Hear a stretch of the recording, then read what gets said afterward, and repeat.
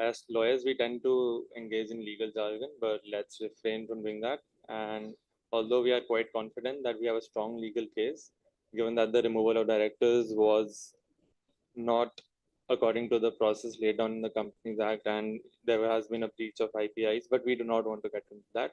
We want to focus on the rebuilding of our clients' relationships.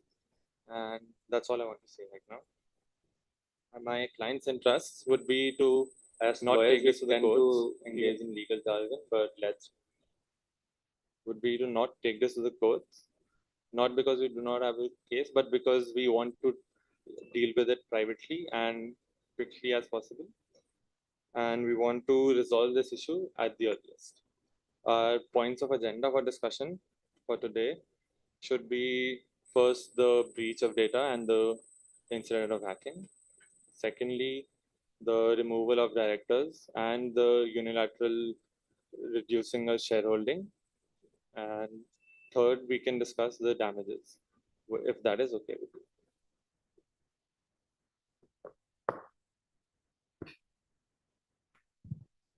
Firstly, I would like to thank Ms. Champa and her council for accepting our request to come today at this negotiation.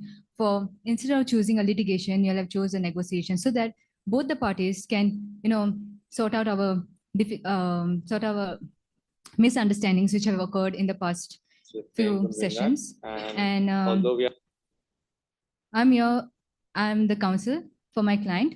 I'm Shannon D'Souza, and I'll be representing my client for today's session. I'm here in my advisory capacity, and as a counsel has already said of my opposite party, that we are here to resolve such an issue. So let's see for a midway that is beneficial for both the parties. I'm handing on over to my client.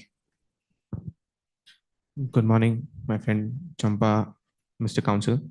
As you all rightly stated that we should refrain from going into litigations and into court.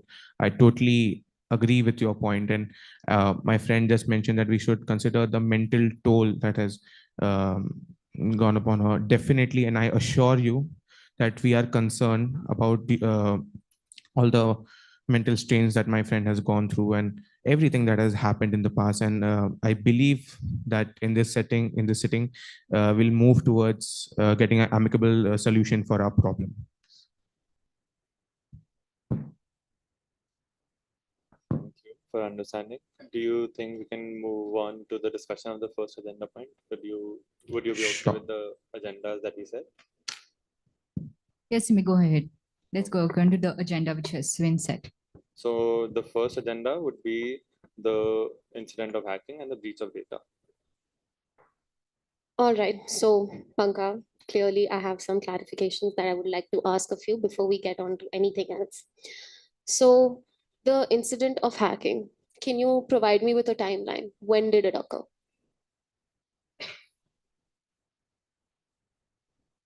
Sure.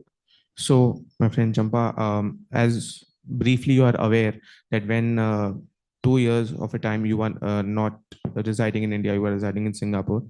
And I would tell you that the breach of security of the data that has occurred, we are not aware about the specifics about at what time what data was compromised. For that, we need a more better expert assistance. So that was also a part of what I was about to speak to you. That is that we need to consult a more, I would say, expert of this field who can help us out along with this, as you asked, the timeline of the breach as well as what could be our further options. So just to answer your question, that the timeline, we are not very much aware about what has happened. We are not aware about the timeline at present. All right. So, Pankaj, considering that we are a tech company, data breach is something that we should not take lightly. So I just want to know, how did you feel about the data breach? Definitely. I believe the way you felt, I believe you felt miserable about this data breach. So did I, because data is the crux of our company, I would say, and it's our entire company, and we cannot afford a breach of data. So definitely, even I feel miserable about it, and even I look forward to resolve this problem. I agree, which brings me to my next question. But before that, I just want to speak about how the data breach made me feel as well. The data breach really put me in a tough spot. The information that I had uploaded on the server was really important to me. It was very integral because the research that I've been doing for the last 2 years wasn't a light research. This is something that was really, really important to me, and its breach is not something that I'm very happy about either. So I want to ask, why was I not informed about the data breach? We were in continuous touch. We were in continuous touch over emails. Why was I not informed about the data breach? And why did I have to find out from a third party? So, Panka, Mr. Champa, my friend, as I've already stated that we as well are not yet very certain about when did this data breach occur. Definitely, as you said, we were in touch, we were exchanging emails, but I would just want you to know that even we were not aware that there has already been a data breach. So now that we are aware, and today we are sitting here because now we know about this data breach. As you know, Goku had occupied your cabin. He was using your computer, right? So we were not exactly aware that the data has been breached. So now we are certain that there has been a lapse in security and the data has been compromised. Right. But my question was, why was I not informed of it? I'm sure there was at some point in the past where you found out about this data breach, right? Clearly, because I found out from a third party and not you guys, which is something that, as you being my business partner and moreover my friend for so long, this idea that we've started and nurtured over the years, I would assume that this is something that you would share with me because it is so integral to our company.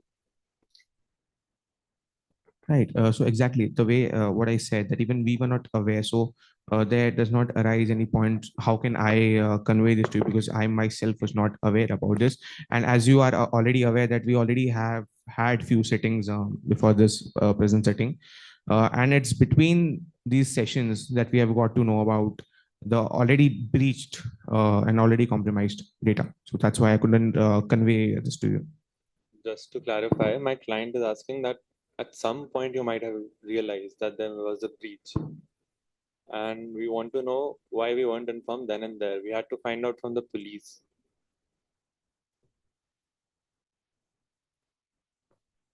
I think this question can be framed. I've tried explaining, but it could be framed more better in a better manner by my counsel. So I would like her to answer. Ms. Champa, we were not sure as to who exactly was, who has done this such a breach. And before giving you a formal notice, we wanted to conduct the investigation, the proper inquiry as to really some information has been breached and by whom has it done. And we were in the process of conducting this investigation, wherein this, this thing has gone, it has got leaked, that certain information has got breached and it has reached you to a third party. Otherwise, we really wanted and wished to give you a prior notice on this regard. So I understand that you wanted to investigate, but my client she deserved to know that there was a breach, even though there was no investigations into who caused the breach. It was imperative for her to know that there has been a breach. That's what my client was trying to say. Yes, I totally understand. There was a such lack of communication, and what we felt, what we felt appropriate for that situation, since already there was like a lot of miscommunications and already a gap between us. We just wanted to, find the exact reasons as to who can do such a breach and everything, and give you all the perfect details on it.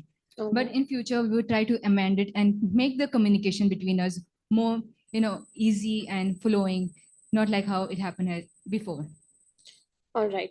So what was done as protocol after the data breach happened?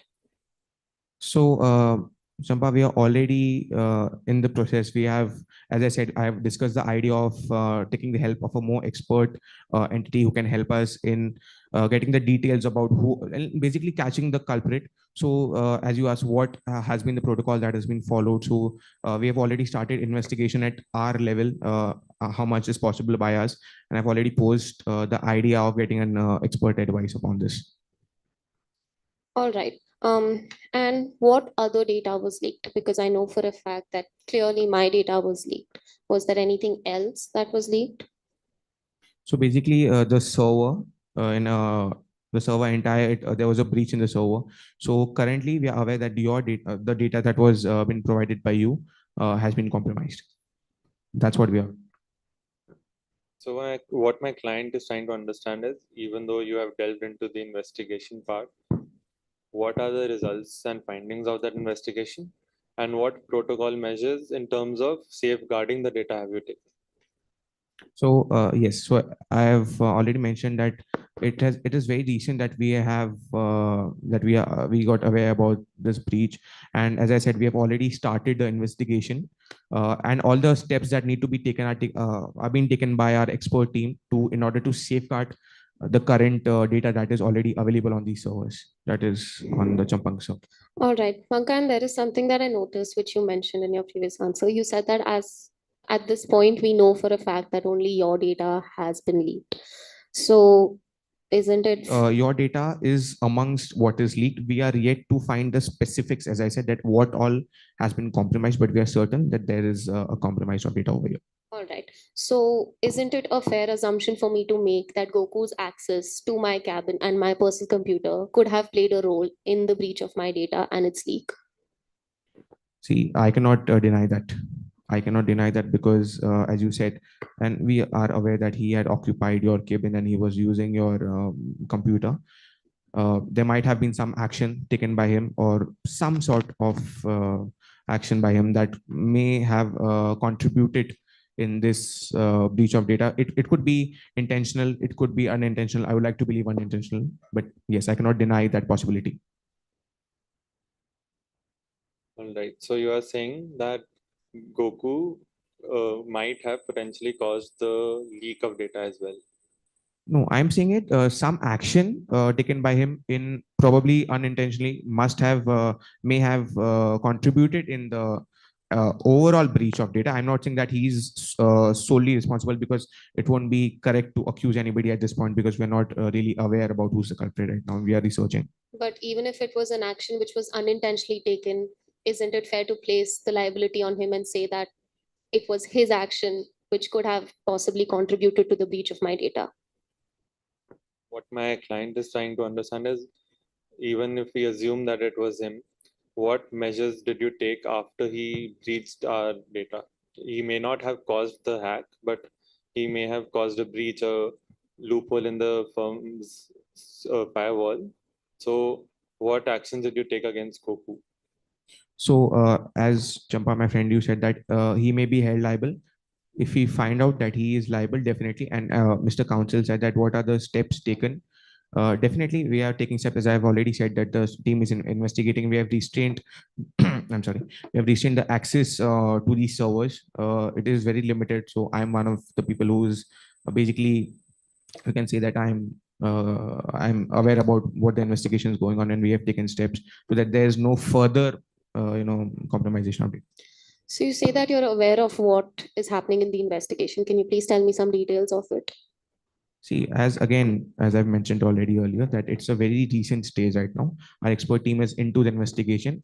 Basically, what I'm trying to say is that I'm supervising them, and as I will get any updates, I will definitely let you know. And again, I won't. It won't happen as it happened earlier that we were not very prompt enough to inform you. We'll inform you really promptly.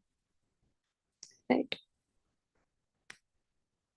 My client and I discussed a certain measures that you may take to protect our data, which was Please. that first we detect what software, what virus, what firmware infringed the firm's firewall.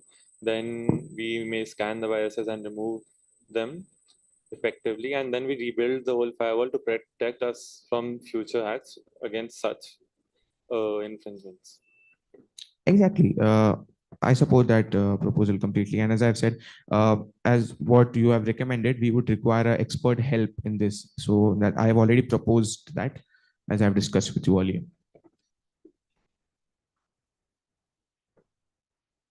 So I think we are done with this agenda point. My client is not very happy about the security measures taken by this company, which led to the breach of data, and it was a very sensitive data. We cannot comment more about it because it is proprietary and a cutting edge technology that we really need. But my client isn't very assured about the measures taken by the company. However, we cannot keep going around and around, and we think it's better if we move to the next agenda, if council is all right with that. Yes, sure. So we can discuss the removal of directors and the unilateral reduction in shareholding. Yes. Right. So, Pankaj, we come to another point where I'm unhappy with something. However, I think me being unhappy over this is justified because I was removed as a director from the board of directors and my shareholding was reduced. And I wasn't informed about any of this either. And I found out about this when the superintendent police went to the ROC to check records. So, what was the process followed in? Let's start with the directorship. What was the process followed in removing me as a director, considering that I was the chairperson and I had veto rights? Right. So as you said, you are really upset about what has happened. It is natural. Definitely, anyone would feel upset about this. So I will just put this point forward that as you know, and I've already stated that there's a lot going in the company in terms of the data breach as well. So if you had to speak about the removal, so as you are aware, you have filed a civil suit. You had filed a civil suit for injunction that was granted to you. So basically, you are the chairperson of the company, and the reasoning why we had to take this decision is that when the chairperson of the company has filed a suit against the company itself. So basically, the reason was that we felt it appropriate to take this temporary measure in order to avoid any kind of conflicting interest within the company. So that's the reason why. And I would just make no mistake about this. I would like to state this very clearly that the removal that has been done, it is just on a it's on a temporary basis. Once everything between us is settled down, and I hope it will settle down really soon. We are looking forward to reinduct my friend Champa. We are looking forward to reinduct you in the board once again. So, Pankaj, let me get this straight. You not only did not inform me of me being removed as a director and shareholder, but you also did not inform me that this was temporary. You realize what reputational damage this could do to me, considering that I hold multiple companies and I'm also undertaking really important research in Singapore. What do you have to say about that? Do you think that's fair on your part, considering that you and I have been friends before absolutely anything? If not the other directors, if not the other members, I would expect at least you to share such information. Sure. So as I've already said, there's a lot of hustle in the company right now, due to which I agree that the communication process that we normally follow somewhere or the other has been affected by this entire hustle. A dispute, the civil suit that was filed, then this breach of data. It was a, I would say it was a mess. So somewhere or the other, we could not uh,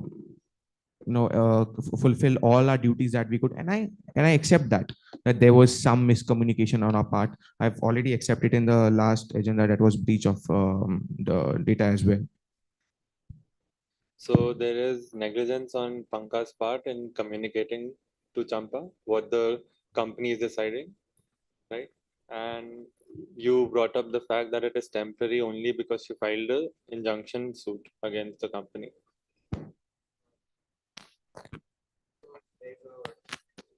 So that's why we thought that it should be appropriate that we should take this action, so that, and definitely, as I said, once the dispute is settled, we are looking forward to reinduct her in the board once again.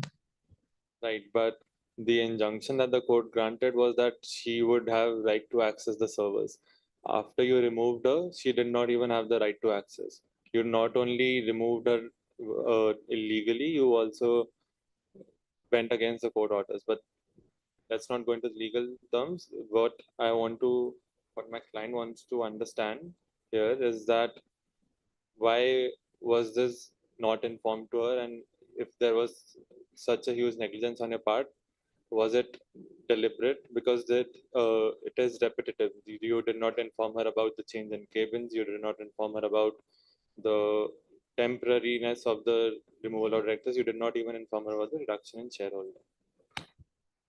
Mr. Counsel, as I've already stated, that there was a miscommunication, as you said. No, that's correct. But the reason was that there was, as I've already said, there's a lot happening inside the company, and I'm one of the directors, and I'm responsible not just to my friend. Definitely, I'm responsible to her, but even to the other officials of our company. So we have a lot, and if you see that all of these incidents, the removal, the breach of data, it occurred in a short span of. I mean, definitely, the breach of data must have occurred. We don't know when it occurred, but we got to know about this and the removal happened in that span of time. So there was a lot. There was a lot upon me as well, due to which some way or the other, definitely I couldn't complete all my obligations towards my friend, and that's my justification. But Pankaj, don't you think you tried completing all other obligations except for this particular one? And like my counsel just specified that this has been a repetitive process. You haven't informed me,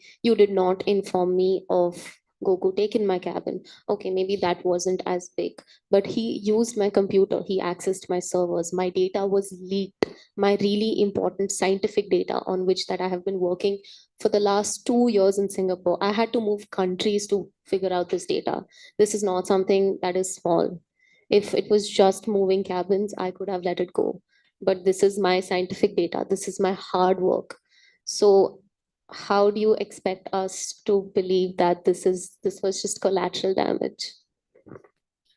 See, my friend Jampa, the first thing I would say is that, as I've already stated to Mr. Council, and I would state that again, that due to the problems in the company, I could not fulfill this. And if I had to say it in a more casual way, then it is just, I would just tell you to please trust me, because trust cannot be proven by any way, I think, at least not in my knowledge. So I would just ask you to trust me, and definitely, and I would, let me assure you that there was no ill will behind this.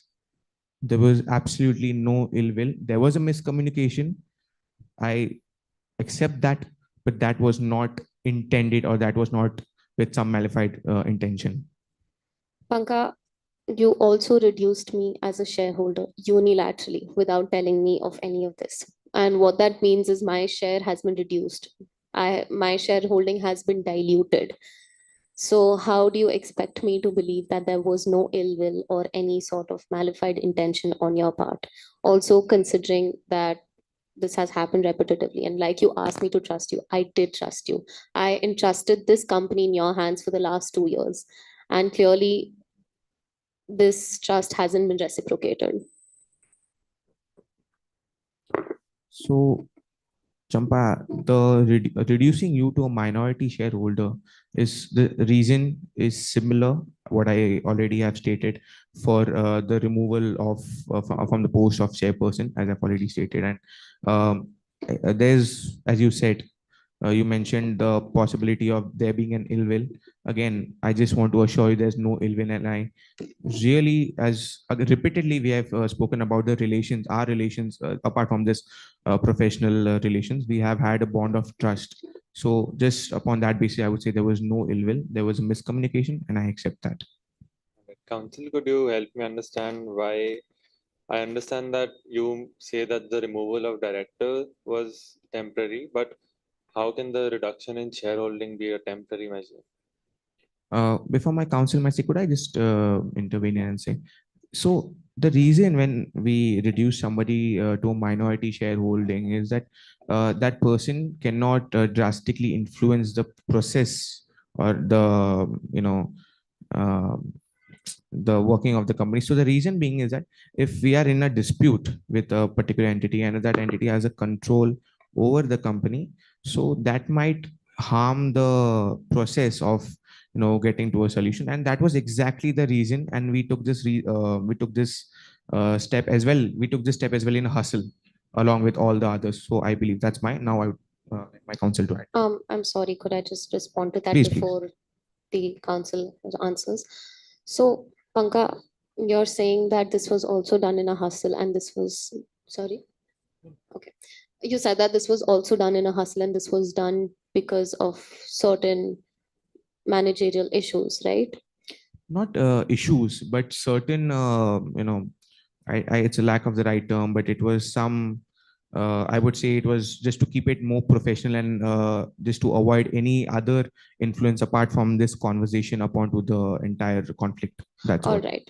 So you and I are equal shareholders. You and I are 50-50% each. So if my shareholding was reduced, who did it go to?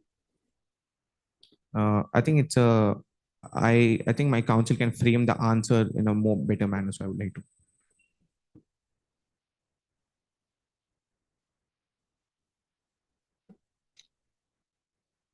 So as my client has already explained to you as to why was she, reduced to a minority shareholder, but I would try to draw my light to this. So according to the procedures of the company, this was just an administrative step taken because of the, as we have already known that when you are shifted to Singapore, you were not attending the meetings regularly, the board meetings, which is an essential part for the company. So you were not, keeping in contact with all the things which were happening inside the company. And though emails were shared, but there was still lack of communication on both of our parts, let's just say.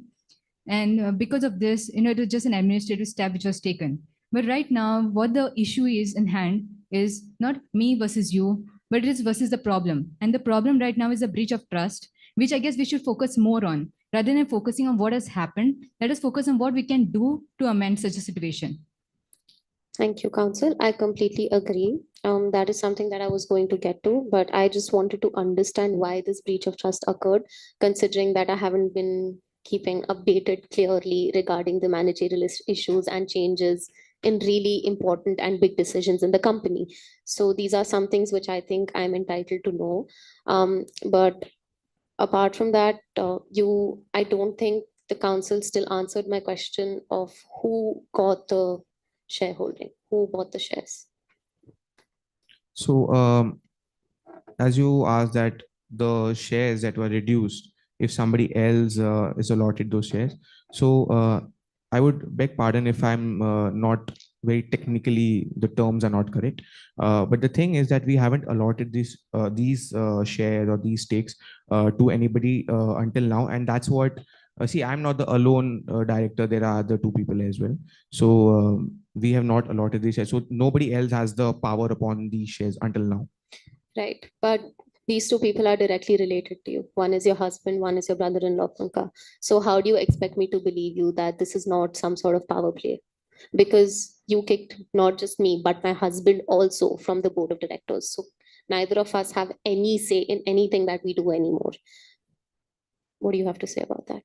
All I would say about that is, Champa, my friend, once we are settled, I've already said that we are looking forward to induct you and your husband once again into the board. And as you said, the other two members in the board relate to me. I would say they happen to be my brother-in-law and my husband, definitely. But one thing that I would like to assure you and make no mistake about this, that whatever the way in which we are handling this problem, the way in which I'm handling this problem, my friend, is completely professional. I won't let my relations come into this. So I would like you not to have any insecurity regarding the other board members being related to me. Panka, if you said this to me 10 years ago, I would believe you without hesitance. But right now, you've removed not just me, but my husband. Goku accessed my cabin. That is not something that I was informed of. How do you expect me to believe you that? But apart from that, you said that you would reinstate me and my husband as the board of directors and as majority shareholders. But it seems like you guys have packed my bags for me, and I don't think this is something that I want to get back on. The trust has been breached, and it's not a small breach of trust. So this is not something that I think I will be looking to do. What my client is saying is that due to the breach of trust, she is not interested in staying at the company, and she would not want to be reinstated because of the reputational damages and, as I said, the breach of trust. Having discussed this agenda point, if you do not have anything to add on, we could move on to the next agenda.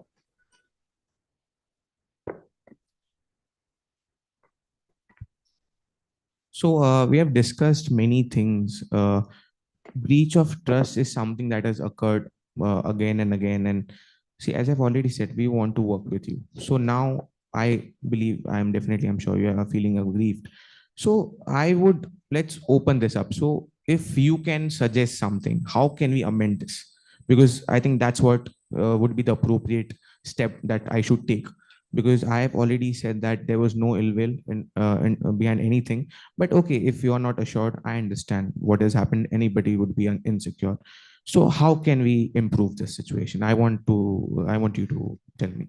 Panka, I came to the previous negotiation thinking that we could fix the situation because that was just a mere change of cabins and access to my computer. I was willing to let that go as well, considering that you recommended on inducting Goku into our board of directors. So I still trusted you. But you removing me as a director, me and my husband, reducing my shareholding, this is taking my control from the company entirely away. You claim that this has been done temporarily, but how can I be assured that this is temporary? But besides that, how can I also be assured that this is not something that will happen again in the future? If I go back to Singapore and this is something that you say again, I don't think that is something that I can deal with. That is not, I don't think our relations can be mended. And I think the trust has breached. And apart from that, I'm only here to seek damages because I think the best for me is to leave the company. You can continue with the company on your own, and I hope you the best, but this is not where I think I see myself again in the future. Okay. So, my friend, we have some offers, but if you're like, if you all would like it, then we can address the other agenda that Mr. Council has already mentioned. That's the damages, so that we can collectively move on to offers, including all the three Yeah, agendas. that's why we asked if you're okay with it. And like my client said, she wanted damages for the breach of trust and the reputation damages. You can expand upon that concept.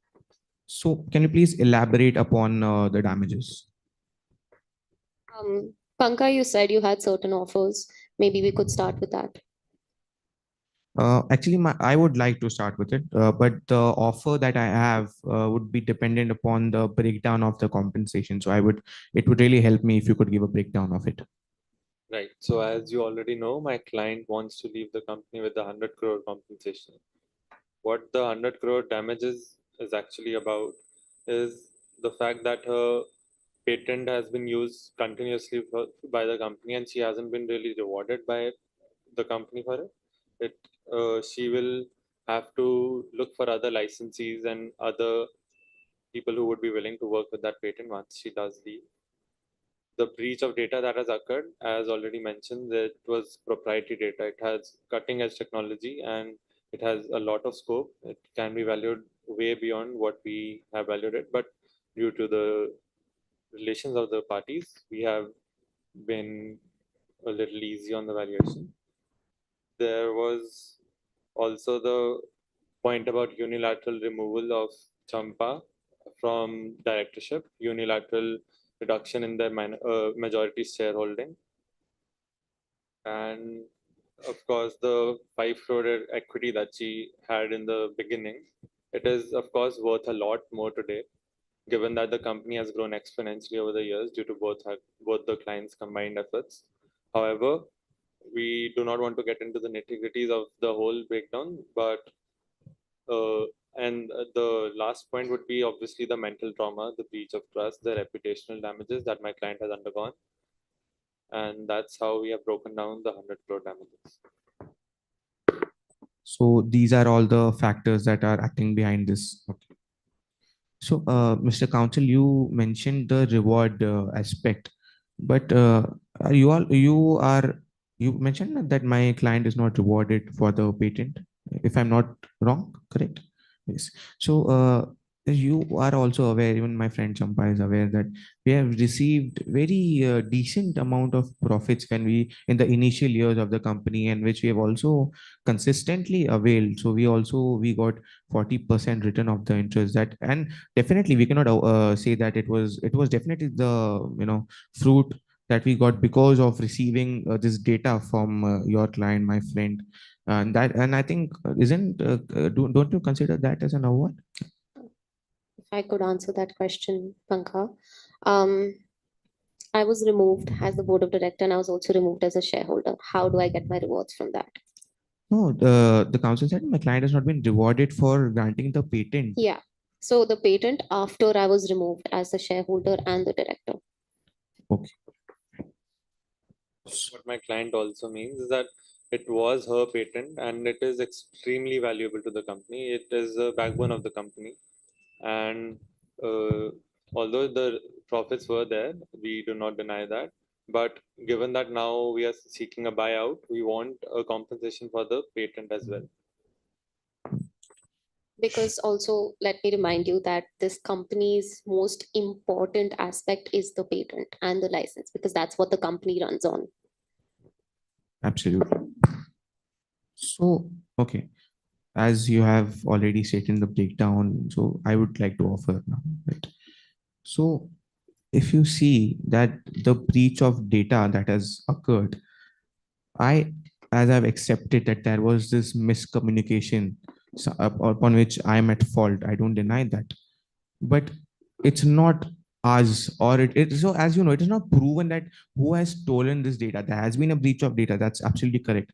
But in my opinion, and I would ask your opinion as well, don't you think that we should be asking this compensation from the person at fault, the person who has stolen the data, who is not yet identified? And just before you continue, I'll just say that in definitely there could have been breaches. I'm not denying that, definitely. But we have seen so many companies who have suffered data breaches. As I've already said, there was no ill will behind that. There was no malified intention behind that. And the expert team is investigating. And I definitely am very optimistic that we'll find out the person who has done all of this, and we can claim these damages from that person, because it was not done deliberately by me, by the board, or by the company.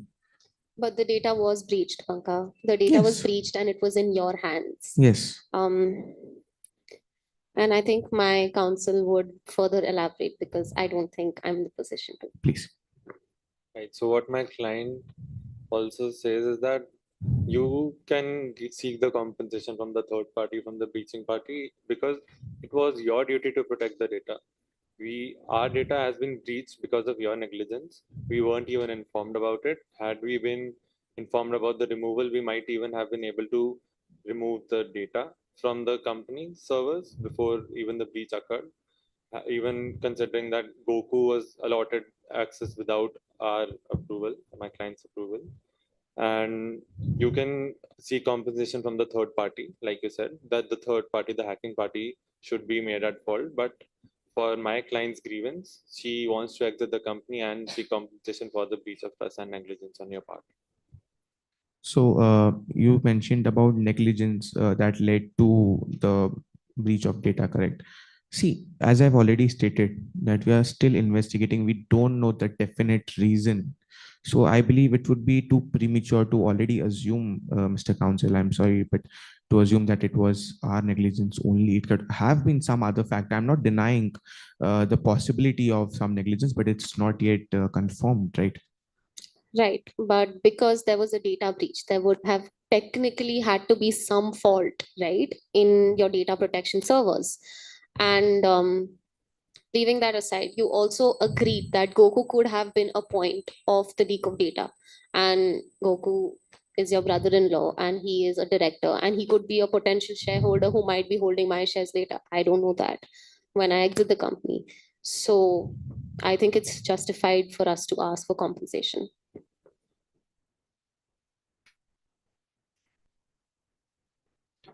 So actually, my counsel would like to add something upon this, her advice. According to us, the compensation which is demanded is completely fair on your part. I mean, you require this thing for such breaches which has happened. But if you could, negotiate on the amount which is asked, that is 100 crores, because I don't think so my client in her personal capacity would be able to pay such a huge amount. Right. I'm not asking Panka to pay in her personal capacity. I'm saying I'm taking it from the company because I'm leaving the company. And being a director, being a chairperson, I know that the kind of projects that the company works on. So I know for a fact that the company has big enough projects that generates enough revenue to pay me off. And I don't think the money that we've asked for is very exorbitant or unreasonable either. I think my counsel would like to elaborate upon this. Please. And like you said, that it seems exorbitant to you. What will it take for you to get to the 100 crores? Can you repeat? what will it take for you to get to the 100 crores? So, okay, I would again pose a question that you said that the breakdown also includes Mhm. breach of data. Can you give me the monetary value? How much does it include? Like we mentioned, the data that she has stored is proprietary in nature. We cannot comment about what it was, but we can assure you that it is a cutting edge technology which has a lot of scope. And depending on who evaluates it, it's a lot of money. But we have decided to keep it reasonable, which is why we're only asking for 100 crores. We can provide you the exact breakdown in future negotiations depending on when we get the valuations exactly. But this is just a tentative head that we are providing you. That's also one of the reason that we're asking 100 crores. We have been assured by our evaluators that this is just a prediction amount and it's only to go up. Okay. So 100 crores is the least that we could ask for. So, okay, so I pose my offer over here. I hope you all maybe consider it. My offer is that, as I've already stated, we don't know the real culprit right now, but we'll keep that aside for a moment. Uh, the compensation, it included the breach of data, but it also included, as you said, that there was my client was not rewarded for the patent after the removal, correct? And definitely the other factors as well. So for that, I have an offer over here. So my friend Champa, you are also involved into other companies as well, correct? Yes. Like fintech. Yes. So first of all, I would offer this to you, that after, as Mr. Council said, that you can provide me the estimated breakdown of the monetary value. Yes. So once we get that, what we can do is the remaining amount, whatever the remaining amount is, we can invest it, the company can invest it in your other companies so that your other companies may benefit. And definitely, if they benefit, you would definitely benefit from that. So that is our offer. And the other amount that includes the for the breach of data, and for that, I would really like you to consider that once the investigation is complete, once we find it, both of us together, we can file a suit for compensation and damages against the person who is the actual culprit. But yes, for that, the thing that we require over here, my friend, is that we both need to be together. We both need to be strong along with ourselves and not be apart. And that's the reason, the first thing that I stated is that we are looking forward to induct you back into the boat. So if we are together, we can achieve all of this. And definitely for the mistakes that we have done, as I've already accepted, the miscommunication is one of them. For that, I have offered is that we can invest in your other companies as well, and the remaining amount can be collected from the person who is actually the culprit over here. Right. Pankaj, so I'm sorry if I didn't clarify this earlier, but I am quite sure on my decision of not being reinstated as a board of director or shareholders. And I think I've justified myself enough for that because this was done unilaterally without my consent or leave my consent without my knowledge either. So I don't think this is a risk that I'm willing to take as an entrepreneur itself. This is not something that is fair to me, and this is not something that I'm willing to invest in. I think my counsel will answer the second question and I'll answer the first one regarding your first offer of the investment. Panka, if you want to invest in one of my companies, there has to be some level of trust between us. Clearly, that trust has been broken. You and I started a company years ago and it did great. But as soon as I left, things started going downhill. I was kicked out of the board of the directors. I was kicked out. My shareholding was diluted. It was reduced. None of this was done without my knowledge. Do you really think it is reasonable for me to accept you as an investor in one of my other companies? Before I would answer that, one clarification I would just like to seek over here is that, my friend, you said that once you left for Singapore, then everything started going down. But don't you agree that once you left after till a very long time, until actually, in fact, until you came back to India, you are receiving dividends, you are receiving emails. So, what makes you think that once you left, we were going down?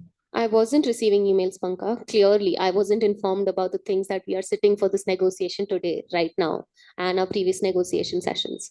The breach of trust is an extremely important issue to me. You and I built this company years ago over this particular trust that we had with each other.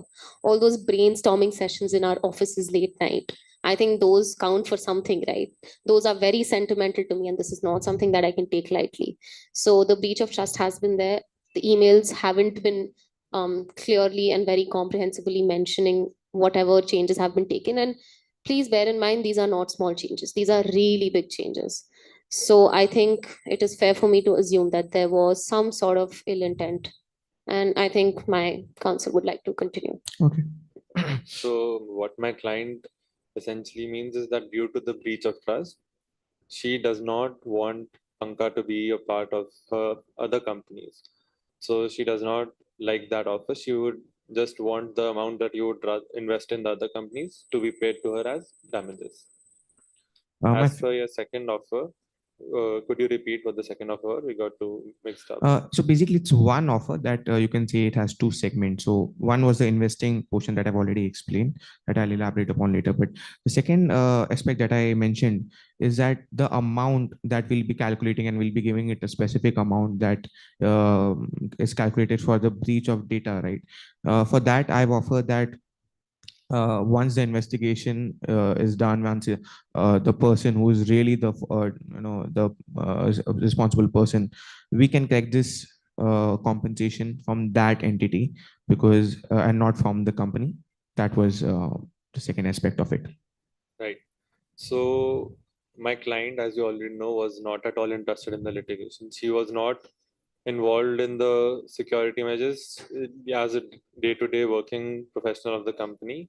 It was your duty to protect her data, which was breached on negligence on your part. So she does not really want to waste her time and her precious resources on catching the culprit, making him liable, seeking damages from him. She just wants damages from you for the negligence on your part. And of course, you can take that up in courts and ask them to compensate you for whatever you paid to us.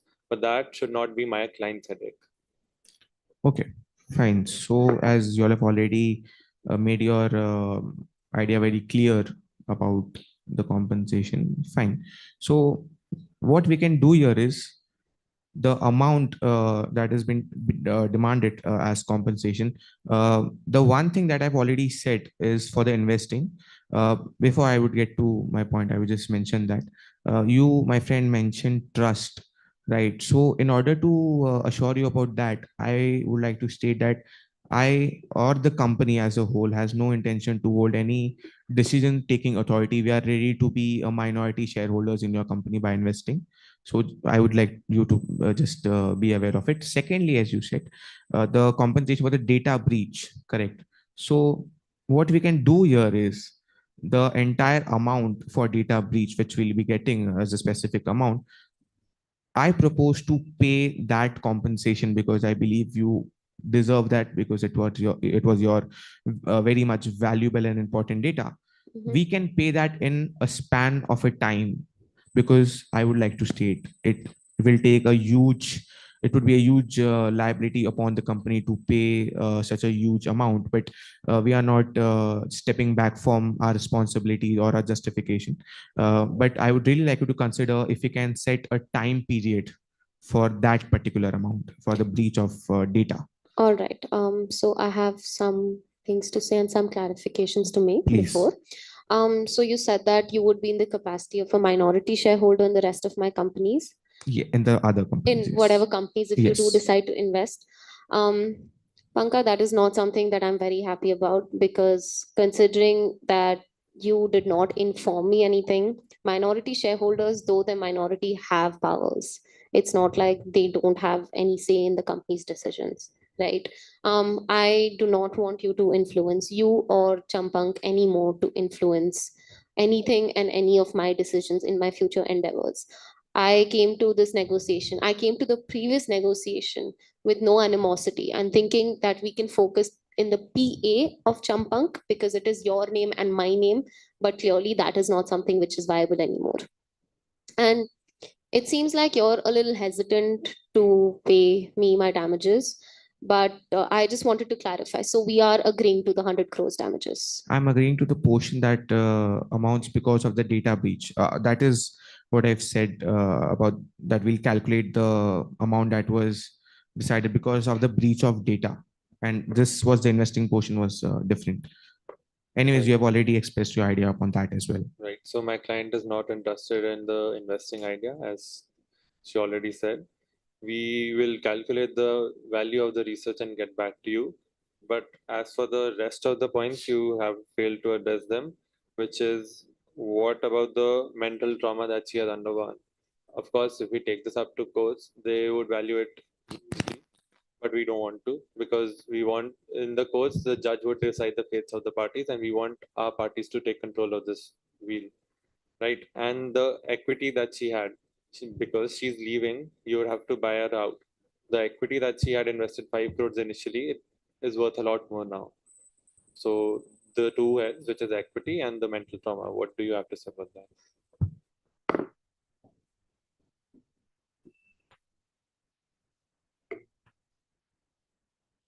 So I believe my counsel can provide some advice over here. So I would like to hand over it. So since you have asked for your equity, that is your 500 crores and 5 crores, sorry, 5 crores, my apology, 5 crores. And then you are saying that the worth of it will be, much more in today's time. But I'm sure that this is a limited liability company, and hence, your liability will be limited only to 5 crores and nothing more. But then my client over here is willing to pay the compensation, but requires a time period. Okay, because this is a very huge amount, so we will pay to you, but maybe in installments, but give us a time period for it. Right. So you, just to clarify, you do agree to pay the 100 crores? Okay, let's assume that we do agree, because I was actually proposing for the part amount, but now if we are discussing the entire amount, let's do this. What could be the what is your opinion upon the time frame? I need to know your ideas. Right. So right now we propose a time frame from 6 to 12 months for the whole payout of 100 crores. But due to the paucity of time, maybe we could discuss this even in the future sessions. But we would love to hear your opinion. And just to add on to that, the 100 crores are extremely important to me, considering that my data has been breached. And like I said, that data is extremely important to me right now, because that is clearly going to be useful somewhere. I can't disclose anything else because firstly, trust has been broken, and secondly, I'm bound by the documents. So the 100 crores is absolutely essential for me. And we do hope that you can at least pay us the damages for everything else that has happened, and let us exit the company amicably. And this could be our very last interaction. Okay, so there have been many things discussed, my friend Champa, as you are aware, that 100 crores is not a small amount. I would like some time to sleep over it and think about this entire amount. Apart from that, if we had to leave the entire aspect of compensation at aside for a moment, breach of trust, miscommunication, all that, if you had to leave at aside, my friend, as you are aware, both of us have made this company what it is today. So I also would like you to consider that in some form, not if not in the form of a director or a chairperson, we would like you to be associated with our company. So it could be probably as a researcher. I am not a researcher for the data, I would like to specify. For that, it would be on a salary basis as well. But I am not really expecting an answer because it's a very sudden thing. And by my side, as I've already said, I need some time. We will think upon it, and we can speak about this in the future sessions. And I hope we can amicably resolve this. Right. So, as you said, you are agreeable to the 100 crores, which we will discuss in the future, the time period of which we will discuss in the future negotiations. However, as per my client's contributions, maybe if the payout is made on time, we could discuss the role of the patent in the company, which maybe the company could buy, or maybe Champa could license it to the company. That's just one of the alternatives we could have to maintain amicable relations. But That that's would be something really we can- good. Yeah, that's something we can take up in the future negotiations. Yes. But that is also something where I will have to put a lot of trust in you guys. And Sure. like we've discussed throughout this negotiation session, the trust has been broken impeccably. And to build that trust, I do require that you give me the 100 crores without any defaults on your part. And that is something that we could maybe discuss. So this is not something that we're assuring you that we might accept. This is something that we are open to discussing at some point in the future if I seem fit. But as of right now, we are just focusing on the 100 crores. Yes, I consider your decision, but we would like you to reconsider the offers and to reconsider whatever offers we have put down and to think about them. We are not telling you not to think or to just stay firm to your decision. I know there is a breach of trust and everything happened over here, but right now, we two initially were very good. I mean, my client and your client were, initially very good. And right now, we would like to, reconsider the decisions and come to an amicable solution in the next sessions. Right. Thank you, Council. As I've expressed my desire, that would take a lot. Maybe I will reconsider at some point in the future. But I think today has been a good discussion, and I'm glad we could come to terms with the compensation. I think this is something that we could take up in the next negotiations. Sure. And I'm happy with the progress that we've made today. And I think my council would further elaborate. And before your council may proceed, I would just please like to add this that, my friend, we would completely try our level best to gain back your trust. That's all I would say. Right. So thank you for the progress that we made today. I think it was great. Just to sum up what the progress was, we discussed hacking, the incident of hacking, and you agree that due to your negligence, the very valuable data was breached and there was a breach of trust. And then due to the removal of directors, the lack of communication, there is a breach of trust for which you have agreed to the 100 crore damages, the time period of which we will discuss in the future. Thank you.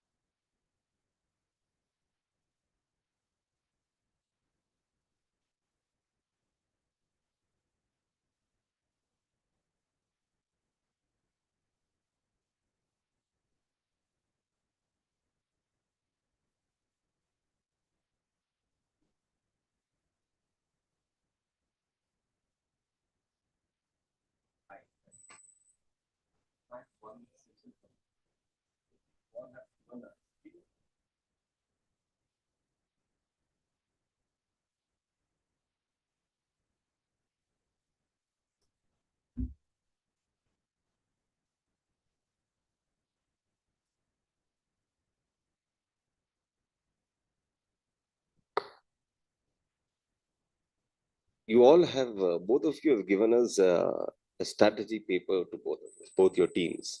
Now, there are your strengths and weaknesses. Have you not said that in your papers? Now, why was it not leveraged for negotiation? That's my question to both of you. Her Champa's weakness was not leveraged by Pankaj, and Champa just played along because of that. Why was it not leveraged? Your strength and weaknesses. Your strategy paper says that, but we did not find that as a part of the negotiations at all.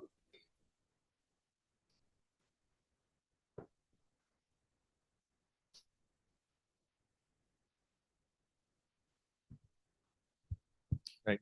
So I think our strategy papers had that there was a breach of trust and there is lack of communication from Banka's side, despite the fact that we have played such an integral role and there have been reputation damages. So we just tried to play on those grounds and use them as leverage. Apart from that, one of Pankaj's main weaknesses was the fact that the current board of directors just consisted of her family. So that is something that we kept in mind as well. And that is something that we brought up repeatedly as well, because considering that her family is on the board of directors, she would have a lot of influence to control. So we tried setting out that there is a power play over here and we don't appreciate the power play, which is why we also said that if need be, we can take it to courts. We would not like to, which is why we've come here for the damages. But if you don't agree upon our terms, we'll go to courts, basically.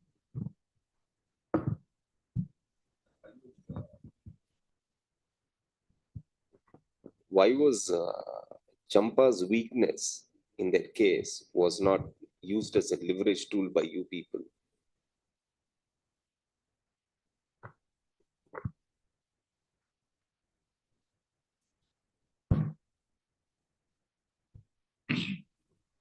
Firstly, they have, in their weaknesses, they have put on Champa's her, her standing in the company. That is like they have received 40% interest. Then she was not a full-time employer, but in fact, she was a chairperson. And over here, as Panka, we wanted to gain back the trust. So we did not want to use the weaknesses of our opposite party as something beneficial to us, but instead we wanted to amend it by making certain, by building that relationship or by giving them certain offers. And instead of using weaknesses for our benefit, we should consider some strengths and build up more relationships, making more interest in something. So the kind of approach that we had, that we decided to have, was that not to that this was our idea, that we don't want to derive guilt from the other party. That was the reason why we tried to build up upon our own areas, on strong areas. That's what we are.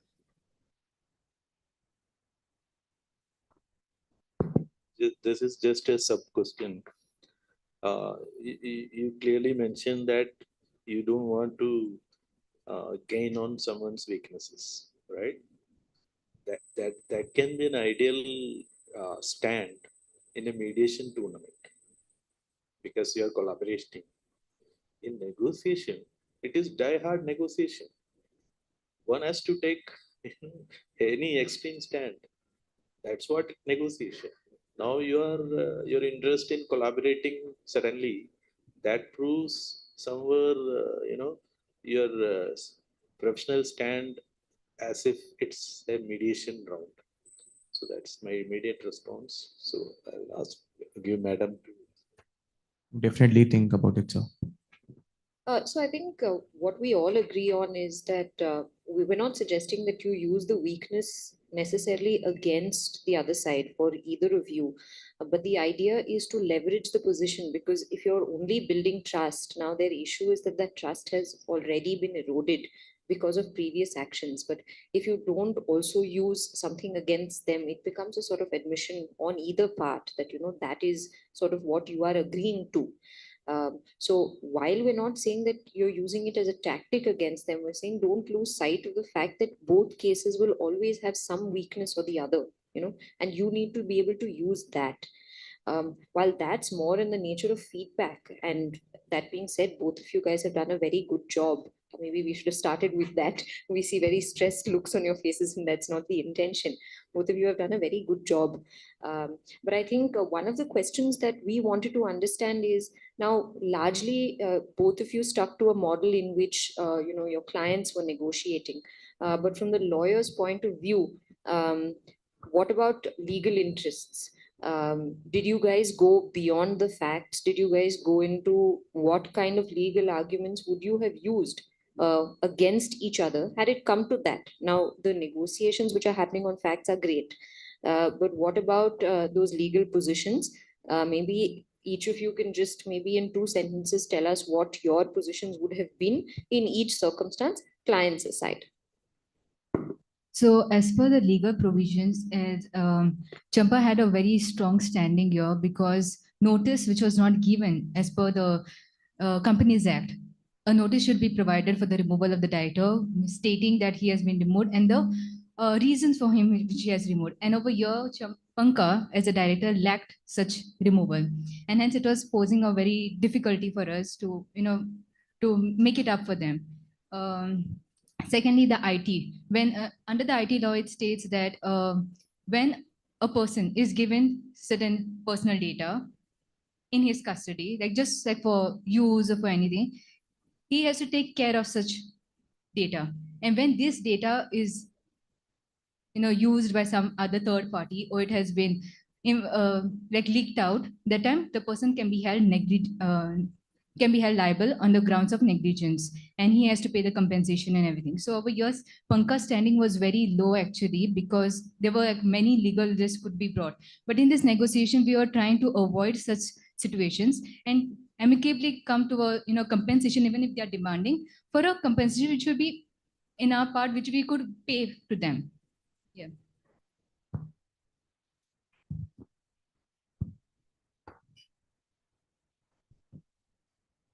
Okay, one final question from my side. This is first to the Champa side. Thereafter, I'll come to you. So, what is your Bhatna? What is your Vatna? In simple terms, you can tell. And finally, what is your SAPA, Zone Possible Agreement? Yes, sir. So our Bhatna was basically firstly taking them to litigation, because I think the council explained we had a very strong case on So our your part. Bhatna is taking for litigation. That would have been an option, but that would. No, I don't want so many points. Okay. Just straightforward. What is your Bhatna? Okay, so one would be the revocation of patent, and the other one would be the releasing of a statement, like a public statement, stating that we have no connections to this company because their reputation is clearly being damaged, considering that they're a tech company and that their data has been hacked. So we would assume that a tech company is supposed to have all the data measures in there, all the data safeguards to be taken. So considering that, the first thing that we would do is to make sure that our reputation is unharmed, because Champa also has multiple fintech companies. She's also undertaking certain scientific research in Singapore. So the first thing that we would do is release a press statement stating that we have no connection with the company and we had no part with the. But releasing a press statement will it save your interest? That is a best. That's a alternative to litigation. That's sufficient for you. No, sir. I'm saying apart from litigation, that is also something that we So would do. your main focus is on litigation. Yes, sir. Okay. So what is your Vatna? So our partner was to get the 100 crores either way, litigation, negotiation, and move on. Vatna would be that we would have to work full time. Like we were in some way dependent on Panka because he was the one working full time and generated 40% revenue in the first few years as well. So we would have to find another exceptional employee, and we would have to put a lot of efforts because we were supposed to start a new company in Singapore based on the research. So it would have been difficult without Panka. Okay. And what's the zone possible agreement you found out? What is a SAPA? So the ZOPA was clearly ki give us 100 crores. We will not. That is your Vatna, no? Sorry? So that's your Bhatna, no? You want 100 crores, no? But 100 crores through litigation is our partner. Whatever, the ultimate objective for you, your partner is 100 crores, Yes, sir. whether litigation or whatever, right? So in between the worst, you found out that you work with them. Yes, sir. So what is in between you thought in your mind towards an agreement? So something that we thought of was the patent itself. So because the patent agreement, the licensing agreement was a separate agreement itself. Okay. So we thought that is something that we could So you negotiate want upon. SAPA as your some money for your patents. No, sir. So we give the patent, the license to right. them. That's why we also threw an offer saying that maybe you could buy the patent at some point in the future. True. So something like that, like they could keep Okay, continuing so to exploit that a part is patent. not that clear to you. Something like that means, is there any clarity on that?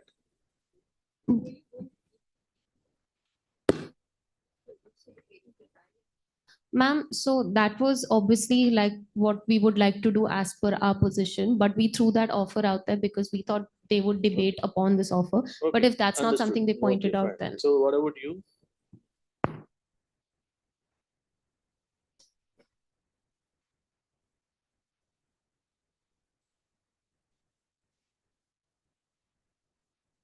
So, sir, basically, the best alternative that we could think was that the offer that we gave them, that she could still work as a researcher and contribute in the intellectual research of the company, because that is really valuable for us and that can give us a lot of more monetary growth. That was the partner. The worst alternative could be that we have to go for a litigation, and we'll have to bear whatever the costs of the litigation and whatever the result of the litigation are. And the thing that we thought that we could agree upon some point was the thing where we also offered them that we could pay a part of the compensation that which had the reason that there was a mental toll upon her and there was this miscommunication upon her, so we can pay that, and the rest of the compensation could be collected from the person who's actually at fault. So these were the aspects So that we did. can you elaborate on that? Part Upon, means, is it a 50% of what they asked or what? so we are not certain about the percentage. That's what we discussed. So they said we'll give you a breakout, but the concept was that some part that we are liable for we'll pay, and the others can be taken from the person. Thank you, sir.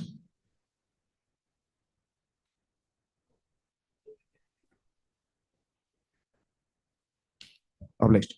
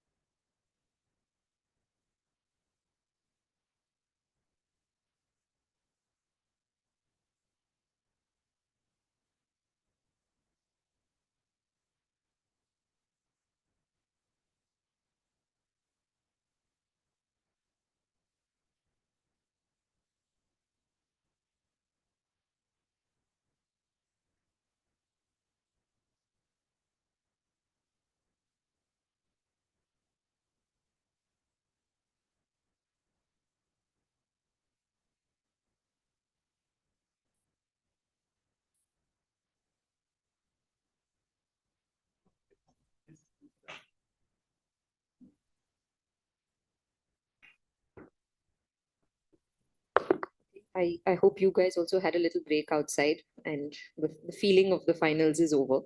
I think in terms of feedback, one of the things that crossed my mind is you guys now had the entire factual background for the last couple of days, and we saw a large focus only on the factual background. But the fact sheet very clearly says that the general law applies. These are the laws that you may want to look into, and our general observation is that while the factual background was maybe slightly weighed in on Champa's side, the law rested a lot with Pankha's side. So the push towards leveraging that, they could leverage the facts, you guys could leverage the law. So while you look at the entire factual situation, especially in a negotiation, when we look at a moot, we look only at the law, we look at judgments, we look at things like that. Just because it's a negotiation or a mediation, that doesn't mean that we lose sight of the fact that there is still law involved and the law can be leveraged all the time. So I think going forward, that's something that you guys should both definitely look at, leveraging the law as much as your factual situation, because coming into the situation, you don't know how they're going to use their facts and they don't know how you're going to use yours. So when you bring in those slight legal aspects, it can always give one or the other side that slight edge.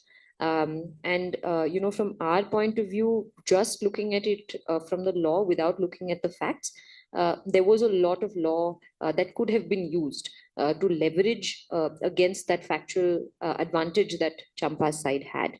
And I noticed that you guys advocated the position that, we can go into litigation and, there we may succeed or we will succeed. But of course, litigation also comes with, its own vagaries, and that's where the whole idea of the negotiation or mediation comes into play. So that is something that can always be used against facts. What are those strictures of the law that come in the way of every set of facts? So definitely look at that next time. Going forward, the law also plays a big role. So examine all of the laws, and they've given you an indicative list. And of course, you can go beyond that because you're not constricted by assumptions when you're looking at the law. So from my end, I think that's something that you guys can consider for next time. Otherwise, good job and good luck. Well, first, I would like to congratulate both of you coming to the finals. That itself is a great achievement. Second, what I would like to say is both of your groups were very good in the way you put across your facts. There was a controlled information with regarding to facts which you both had. And I think for reasons you strategically withheld certain aspects which were in your control, and you were more expressive to put it across to ensure that they don't come across and show your weaknesses. So far as you're concerned, like she said across, the law was on your side.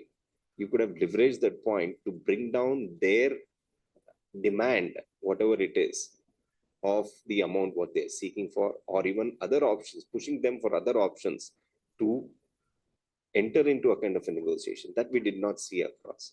A negotiation can be pushed. You can push them to the wall. Litigation is an alternative. When you know the law is on your side or your strengths are more, then you should be ready to push them. You are more on a defensive. That's what we felt. Maybe that was your strategy also. So I personally do not know. You used it as a strategy to ensure that she, as per the facts, wanted to retain the Champa with you. So I think negotiation should be a win-win situation for both of you, or one party should leverage his strengths to ensure the other party comes down. But I never saw that here.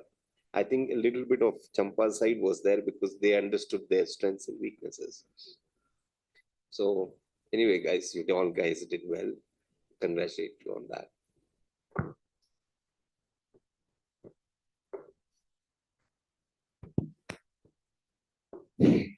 As our distinguished judges commended, almost same opinion I have. Anyway, it all happens. So reaching or participating in competition and coming to final, it's all experience. Okay.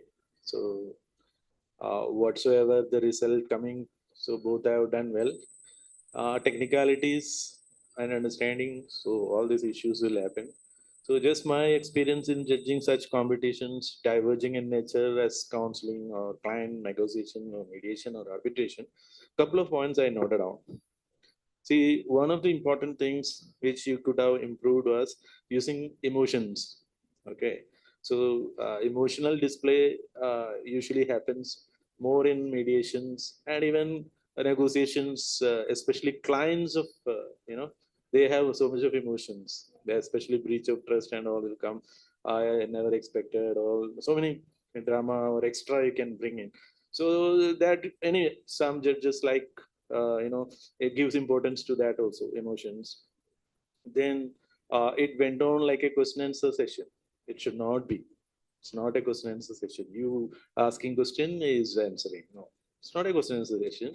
The initial sessions after the opening statements, your main role, what I have seen in competitions, going through the facts of the informations.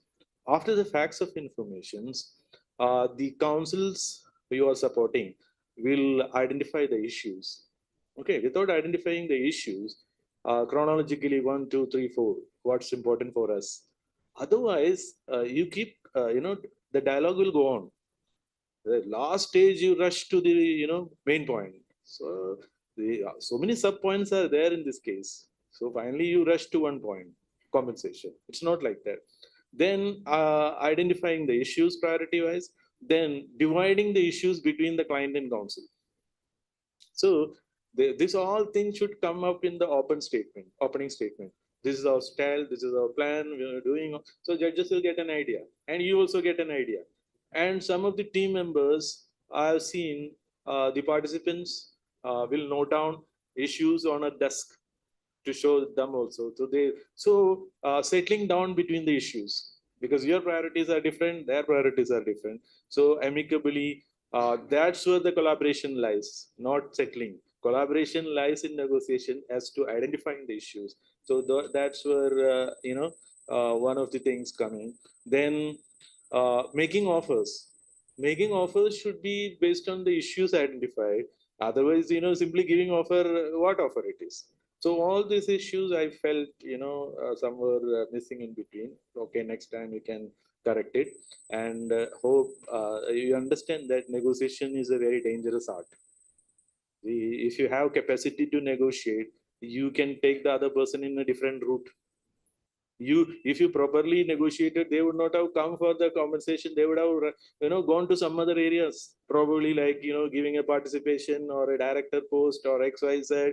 The direction would have different. Your company would have been benefited from their own. So anyway, these are small identifications which are points which I noted. So all the best. So let us hope for a good result. Thank you.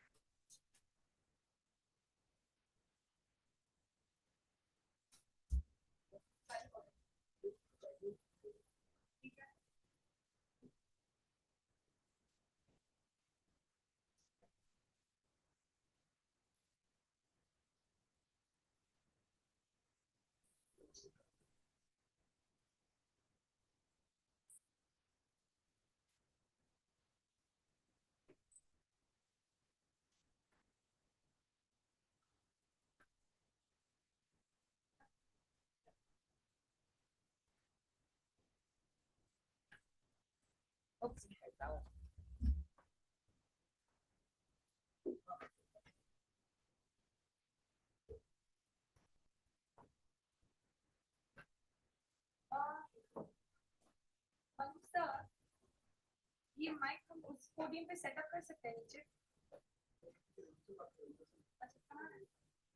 अच्छा हाँ दे दे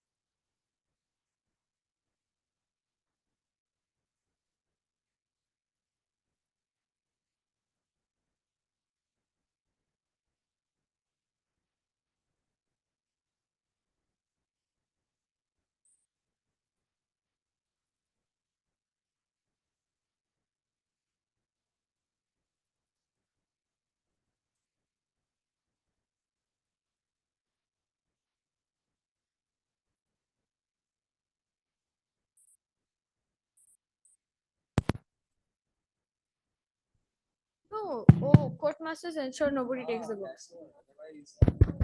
All of you would have to pay a fine of fees.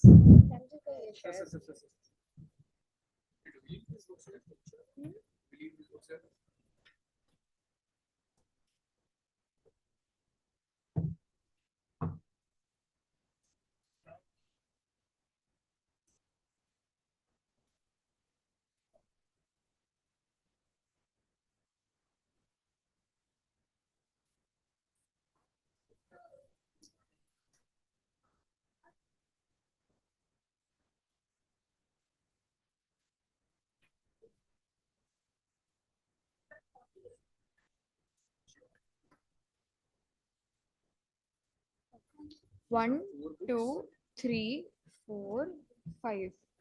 5 books. 5 books.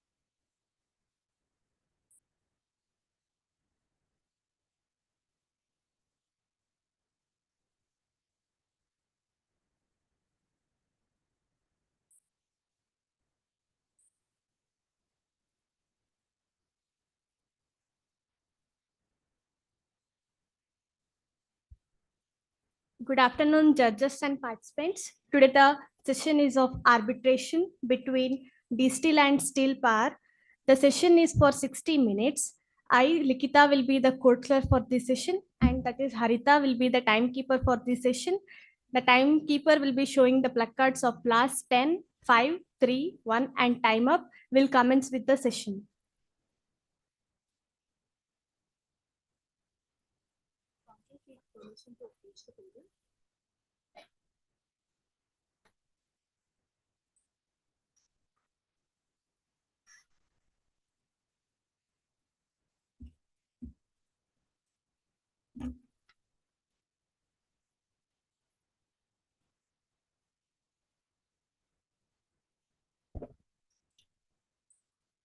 The council seeks permission to address the panel collectively as arbitrators. Much obliged, arbitrators. Greetings to everyone present here. This is Ms. Apurva Ravi, legal counsel representing D Steel Limited in today's case. This is my co-counsel L. Raghavi. I will be dealing with the first two issues of today's case, and she will be dealing with the next two issues. The council seeks permission to brief the facts of the case. Much obliged, arbitrators. Respected arbitrators, there was a construction contract that was entered into between D Steel Limited and Blascor Limited on the 1st of February 2021 for a project that was valued at $800 million. As per this contract, the construction was to be completed on or before October 2023. The construction, excluding the test run, was completed by Blascor on June 2022. On June 2022, the Supreme Court imposed a ban in the same month on the private coal mining activities, as a result of which the coal that was to be supplied by D Steel to Blascor in order to complete the test run, which would eventually lead to the completion of the project, could not take place. However, due to the legal battle that was fought by D Steel Limited in the Supreme Court, the order was vacated in June 2023. Post this, there was a call that was made by D Steel to Blascor to conduct the test run before October 2023. However, there was a refusal on their part to fulfill this obligation, and an additional claim of $100 million was made. October 2023, the construction did not get completed as it is because of the non-completion of the test run, and thus the contract lapsed. The second component of the facts being this contract that was entered into between the two companies also involved the creation of an SPV, a special purpose vehicle, which was to go by the name of Steel Power LLC. Both D Steel and Blascor were to have 50-50% control in this SPV. The 50% control that my client, D Steel, had was in consideration for the power distribution licenses, the partial patent rights, as well as the power distribution segment consisting of 18 clients, which is valued at $500 million, which accounts for 50% of the total paid up share capital of Steel Power Limited, which is at $1,000 million, was for the 50% control that D Steel was to hold in this SPV. The remaining 50% control lasted with Blascor itself, where they invested $500 million.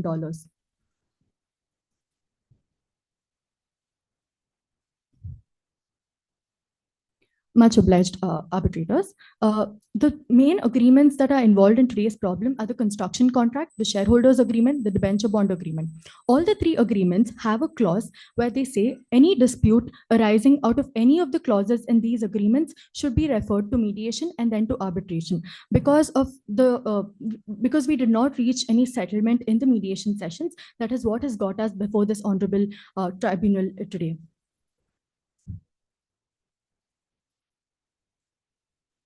They're not much obliged, arbitrators. The construction contract, the parties to this contract are Blascor Limited and D Steel Limited. Debenture bond agreement is all the three parties here, because Steel Power Limited is the debenture holder and D Steel is the owner. And the shareholders agreement is again Blascor and Steel Power being the shareholders of the party or the company Steel Power, which is the SPV. May I proceed? Question. So, how did you club this arbitration? You are approaching the Bangalore Arbitration Mediation Center. So, have you checked the rules of the arbitral institutions? Much obliged, arbitrators. We have referred to Section 16 of the Arbitration Act, which provides for the jurisdiction of the arbitral tribunals.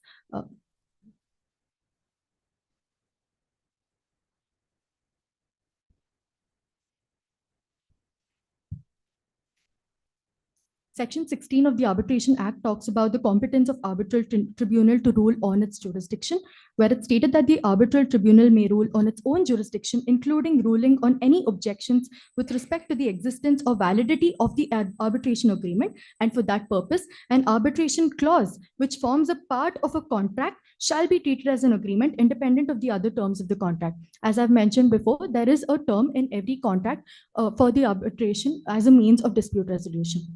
Council, I agree to that, Section 16, and the tribunal's power also we understand. Now, this is slightly a different subject matter, wherein which you are clubbing 3 agreements and combining it to a single arbitration. It has nothing to do with Section 16, to my best of understanding, wherein which I am seeking clarification. In such a case, we have to look into the rules of the arbitral tribunal. So does the Bangalore International Arbitration and Mediation Center rules provide clubbing of arbitration as together and one case? Is it possible or is it permitted? Much obliged, Mr. Arbitrator. This particular issue regarding the jurisdiction will be dealt with in detail by my co-counsel. She will be handling this. Okay, fine. Much obliged. May I proceed? The second component, as I was speaking, was that because of the ban that was imposed by the Supreme Court, there was the SPV, which was involved in the power distribution segment. Much obliged. The first issue is whether the parties can prove a breach of the relevant contracts. Respected arbitrators, the counsel for the claimant humbly and respectfully submits that the respondents here have breached the contractual obligations that they had undertaken under the construction contract that was entered on 1st of February 2021. As per this agreement, they were to complete the test run on or before October 2023. The general rule underlying contracts is pacta sunt servanda, or the agreement must be kept. The contractual obligations as undertaken by the respondents have not been kept here. The council requests the arbitrators to refer to clause 2.1, 2.2, 2.3, and 3.1 of the construction contract agreement. First, starting with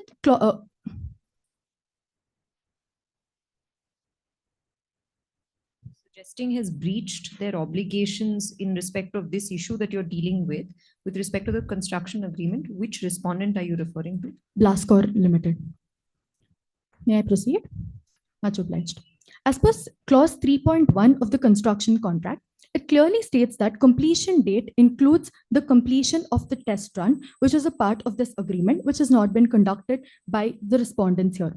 Further, the $100 million claim that has been made even prior to the completion of the test run is violative of clause 2.1, where it says that $100 million is payable only upon the commercial operation of the project. The commercial operation of a project can take place only when 2 things are fulfilled. 1, the test run has to be completed, and secondly, the technical expertise has to be transferred, both of which have not been taken care of by the respondents. Thus, there is a breach of the construction contract when they ask for an additional payment. In addition to that, they're claiming for an interest at 8%. Kindly note that 2.3 of the construction contract allows for a rate of interest at 8% only when there is a delay in payment. The payment date occurs only on the date when the commercial operation begins. When the commercial operation has not begun, the date of payment has not arrived, because of which there is no delay in payment and thus no interest that is payable by my client. Further, the claimants take the defense of the force majeure clause. The force majeure, as described by the Black's Law Dictionary, means an unforeseeable and an uncontrollable event or an effect. Here, the ban that was imposed by the Supreme Court in June 2022 can be termed as a force majeure event due to the following reasons. My client, that is D-Steel, had to supply the coal as a part of the contractual obligation. However, they were not able to do so. This ban that was imposed by the Supreme Court in June 2022 complies with the three conditions that are required to invoke the defense under the force measure. One, there has to be an externality, it has to be irresistible, and it should be unforeseeable. Considering that the ban that was imposed by the court fulfills all of these three conditions, and also due to the fact of clause 3.2 of the construction contract, where they say if there is any delay on account of a legal intervention, the intervention here being the ban that was imposed by the Supreme Court, thus the force majeure clause has been invoked. Further, there are two prerequisites that have to be fulfilled before the force majeure clause can be validly invoked. Firstly, there has to be a notification that the respondents have to be notified of the fact that there is a force majeure event in existence. We'd like to point at the Latin phrase of ignorantia juris non excusat, which essentially holds that any Supreme Court order that is passed ought to be public knowledge, which is already in the knowledge of the respondents, which means that they knew that our only source of being able to provide them the coal for the completion of the test run was removed because of the Supreme Court judgment that was passed, thus fulfilling the first prerequisite. The second requisite being there should be no alternative modes of performing the contractual obligation, and at the same time there should be due diligence which is observed. The D-Steel here has observed both. Firstly, the alternative methods such as importing, although were referred to by my client, could not be an ideal solution because of the sole reason that the SPV that was constituted, where both the parties' interests were at stake, needed the coal mining on the long run. Without the production of coal, there could not be the generation and distribution of coal, which was the entire business of Steel Power Limited, where both the companies had 50% stake. Thus, it was essential, it was very important that in the long run, the ban was removed and we were able to continue to do the production of coal. Thus, the alternative that my client resorted to was to get the stay order vacated, that is to remove the ban that was imposed by the Supreme Court in the present case, thus fulfilling the requirement of going to an alternative that was required. Further, the next breach that is committed is the breach of the debenture bond agreement. As per the debenture bond agreement, this will be dealt with in a twofold manner. Firstly, here the parties being the debenture holder is Steel Power Limited and the company being my client D-Steel. Here, as per the agreement, $500 million was to be invested through Steel Power in my client's company. Out of that, $100 million investment is still pending from January 2023, which is given in the construction. So, I'm sorry.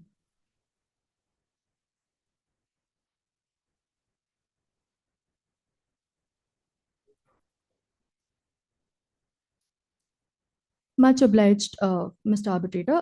Considering that there is a clause where any disputes in the debenture bond agreement also should be resolved through an arbitration. See, we agree that there is an arbitration clause, but as per Indian interpretation, what is arbitrable, non-arbitrable, whether debentures and bonds which is created under trust, whether it is arbitrable or not. The jurisdiction again will be dealt with by my co-counsel. Fine, much obliged.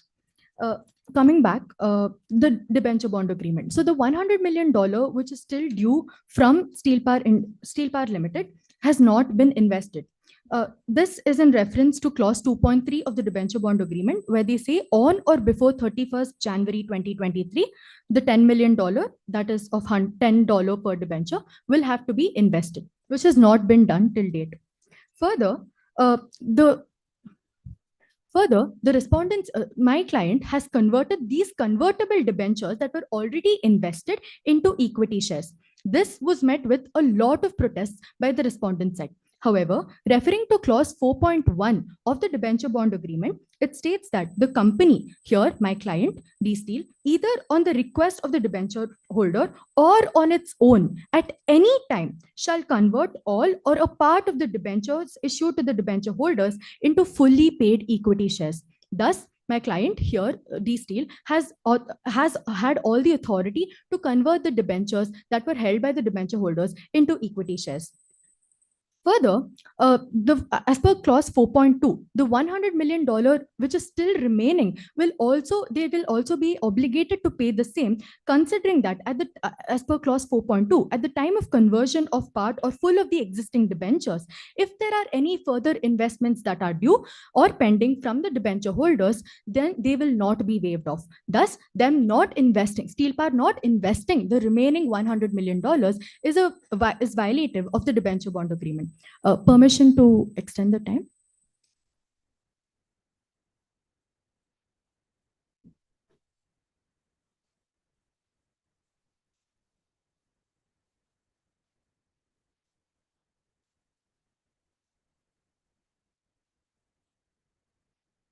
Much obliged, Madam Arbitrator.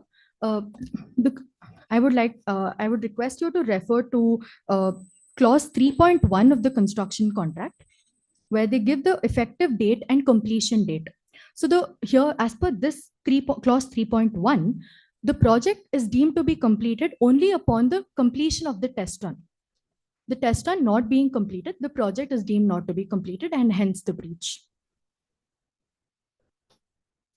Become due. Yes. So you're saying, you're admitting the fact that that 100 million has not become due. Yes. May I proceed? Moving on to the second issue, if the respected arbitrators are satisfied with the first issue, may I proceed to the second issue? Much obliged. The second issue is whether the parties are entitled to claim damages from each other. Here, I would request the respected arbitrators to refer to the construction contract clause 8.1 and 8.2. 8.1 and 8.2 speak of the remedies that are available to the parties in case of a breach of a contract. 8.1 of the things that is provided is specific performance. Here, the specific performance that my client has resorted to is the completion of the test run, which we are claiming for from the respondent side. Secondly, as per 8.2, if there is a material breach, then we can claim unliquidated damages. Here, the unliquidated damages that are being claimed by my client is amounting to $1,000 million. The reason why my client is entitled to claim the unliquidated damages as a result of the material breach is because of clause 7.2, where material breach has been defined, as per which if there is a monetary loss of not less than $1 million, then the breach can be termed as a material breach. Here, the loss that my client, D-Steel, which has suffered amounts to more than $1 million, because of which the damages that have been claimed amounts to unliquidated damages that we are claiming is amounting to $1,000 million.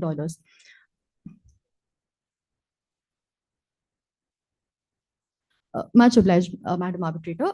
As I mentioned, as soon as the Supreme Court ban was removed in June 2023, that is much prior to the completion of the entire project, which was October 2023, immediately after the ban was removed, there was a letter that was sent to the respondents asking them to return and complete the test run. As has been mentioned by them earlier, they would require at the most 1 or 2 months to complete the test run, which means we were ready to supply them the coal, even and if they did come and fulfill their obligation, they could have still completed their end of the contractual obligation much prior to October 2023 as given in the construction contract. May I proceed? Much obliged. Be mindful of time. So I'll sum up my arguments. Much obliged. I would also like to state that because of the breach of the debenture bond agreement and also as an act of good faith and conscience for the agony and the mental distress that has been suffered by my client, and also because of starting from June 2023 up till now, it's December 2023, and there has been no assurance of completion of the test run, which means that my client has lost a lot of revenue, a lot of reputation, and a lot of opportunity cost, considering that the coal has been stored from a really long time, the storage costs, and also the opportunity cost in 2 ways. One is what we could have ideally done with the plant. It's an $800 million project, which if completed 6 months earlier would have yielded much more revenue to my client if completed within the completion date as promised by the respondents here. Secondly, the workers, 10,000 workers, which were allotted for this particular project have remained idle. They were contractual workers who were allotted for a particular period of time, and they were not, they were paid idly for sitting idly because the test run was not completed to do so. I rest my case here and I will hand it over to my co-counsel. Thank you.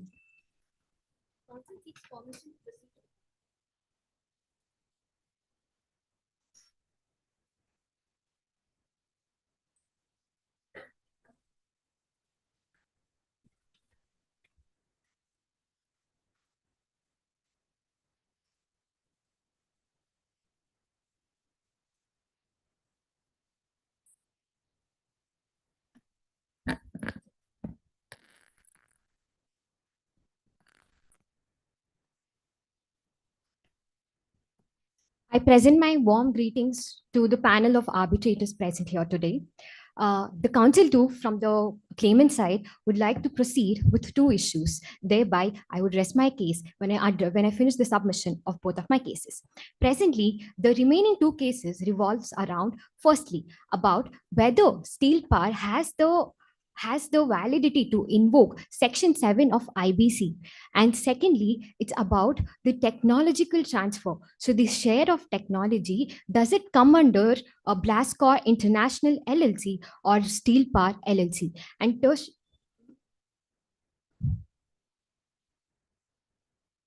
much obliged, madam. Proceeding to the request of Madam Arbitrator, I'll be first addressing regarding whether the onus of sharing technology transfer falls under the purview of Blascore International LLC or Steel Power LLC. And additionally, whether the tribunal has the jurisdiction to deal with the dispute concerning the transfer of technical know-how with these steel. Madam Arbitrators and Sir Arbitrators, I would like to specify on this particular term, that is the dispute concerning the transfer of technical know-how. Proceeding, there are two particular aspects over here that we are dealing. Firstly, transfer of technology, and secondly, it's about transfer of technical know-how. To the essence of both the terminologies to that has been used. Firstly, about the transfer of technology, it is the actual transfer of technology as per the construction contract, and as per my co-counsel has previously breached regarding it. Over here, Blascore, the constructor, and D Steel, the owner of this particular D Steel plant, had requested for the construction with the modern core technology of the Blascore LLC Limited. Thus, Blascore had. Before moving on, I had put two questions to your counsel number one. How did you club all this arbitration as a single one? So that needs to be clarified. Second one, whether your debenture bond agreement arbitral clause is valid or not, or it can be arbitrated or not. Much obliged, sir.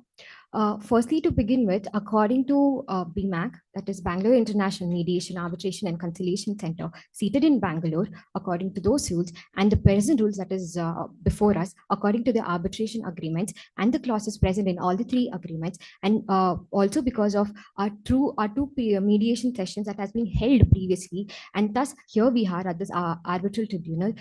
Those all led to the club of the present case, that is. Assuming, or you have any authenticity to show the rules? Have you gone through the arbitral institution rules? My extreme apologies, Your Lordship. No we problem. haven't. So regarding my second question, can we arbitrate on debenture trust deed? Yes, sir. Because debenture bond agreement, and when the clauses are being formed during the agreement and when it has been signed, since the arbitration clause has already been given, does it qualifies to be any case laws? My extreme apology. Okay, thanks. Proceeding with the aspect that I was dealing with, so transfer of technology is actual transfer of the scientific terms. Referring to page number 39 of our memorandum, if I may read it out, the transfer of technology refers to the process of moving scientific things and findings and knowledges from one organization or individual to another with the aim of enabling the recipient to use that technology for specific purpose, and thereby coming to the second aspect, that is the sharing of technical know-how. Here there is a very distinctive differentiation, and that is technical know-how runs around or revolves around the knowledge transfer, the expertise, the practical knowledge that has to be transferred regarding the technology's know-hows. So thus, sir, there is this two particular definition or distinction that makes these two particular aspects different in their own manner. Now, addressing to the point whether both of these come under the Blaskor LLC's purview or Steel Power LLC's purview. As per our letter of intent, if the panel of arbitrators may could refer to the letter of intents, point 4 and point 5. The point 4 of the letter of intent states that Blaskor to transfer the technology to Steel Power LLC. And point 8 also states that LLC to provide technical know-how to D-Steel. Now, interpreting these two clauses, we do get to know that Steel Power will be directing the transfer of technical know-how and the transfer of technology, also the Blaskor to the Steel Power, essentially Steel Power being the main mediator between to transfer both of these technical aspects. But according to the construction contract, the scope, panel of arbitrators, if you could please refer to the clauses of construction contract scope.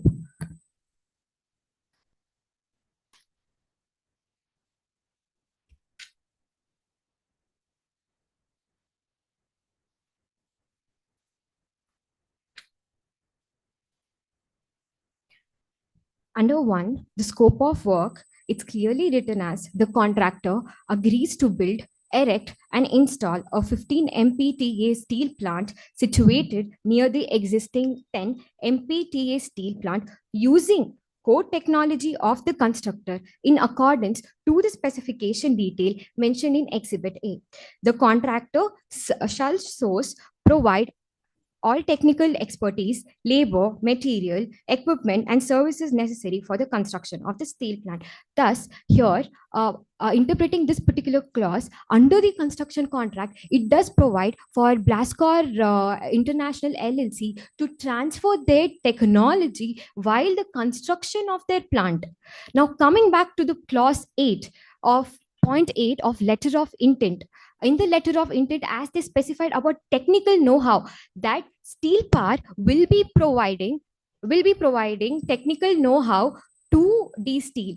Over here, Steel Power is a company in where all the three agreements or the contracts that we have signed, be the construction agreement or the shareholders contract or even the debenture bond agreement, the SPV's scope and the main objective or the function is specified as an investment company. And then secondarily, their function is to supply the power distribution segment. So making Steel Power essentially an investment company. Even though they have, according to the letter of intent, Steel Power are supposed to give us the required technical know-how and the transfer of technology, it has been clarified again under Annexure 5, page number 29, the panel of arbitrators. If I may read out, with reference to the caption subject, we are advised by our principal, Blaskor International LLC, Romania, to share technical know-how documents to you. However, after our principal completes the construction of power plant that our principal has agreed to do for you, please note that technical know-how is the intellectual property of our principal, Blaskor International Limited. And therefore, sharing the same with you does not create or vest any exclusive right over the same in your favor.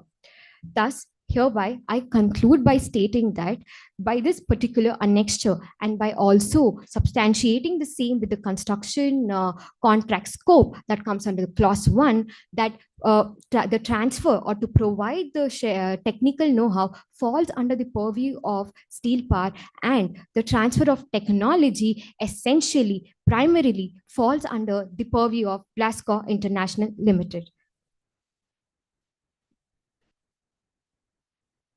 Madam Arbitrator. Yes, madam, it has been. The Arbitration and Conciliation Act of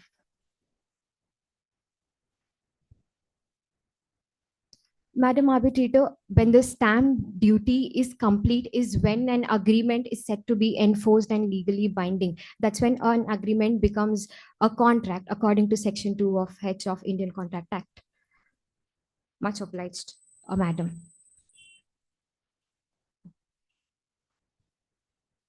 Panel of arbitrators regarding the second half of our issue, the jurisdiction of the tribunal.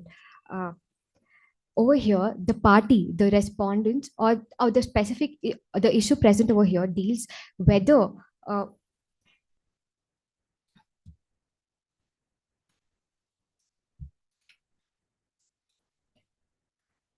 whether the tribunal has the jurisdiction to deal with the issue concerning on share of technology. The claimants from the respondent side would humbly and respectfully submit that the arbitral tribunal seated in Bangalore has the jurisdiction to preside over this particular dispute of share of technology or technical know-how, as it has already been given in all the agreements, and thereof, if the specific concern is around the technology or the technical matters, the arbitral tribunal is empowered to decide on the jurisdiction to hear the matters as per Section 16 of Arbitration Act. The essence of Section 16 of the Arbitration Act is the principle of competence and competence that determines the competence of the arbitral tribunal. Second, yes, madam. Madam, over here, there was a recent judgment passed by Supreme Court just 10 days ago, exactly on 6 December 2023, where this doctrine of group companies was specified in the particular case of, if I may It's present okay, this. we understand that. Yes. But one additional issue, your respondents are from foreign countries, no? Yes, yes. So are they a party to, will you be able to execute the award if we give to in that countries? Are you Yes, sure on sir. that? Yes, sir. Because the seat of arbitration, even though the construction is between an Indian company and a foreign company, the seat of arbitration and the governing laws that is specified in all the agreements are the governing laws are of India, and the seat of arbitration is mentioned as Bangalore. I'm not asking that question. I'm asking whether you will be able, if we are concerned and we are okay with the seat, and if we are giving an award to you, will it be worth for you by executing the same in the concerned countries? Have you checked with that? India have reciprocal agreements with India for executing the award. So, under my knowledge or in my opinion, I would feel, in my opinion, they do have the reciprocal agreements. So, just check with the New York Convention and see the reciprocalities. Okay. Otherwise, sir, the entire definitely, sir. exercise would be futile. Definitely, sir.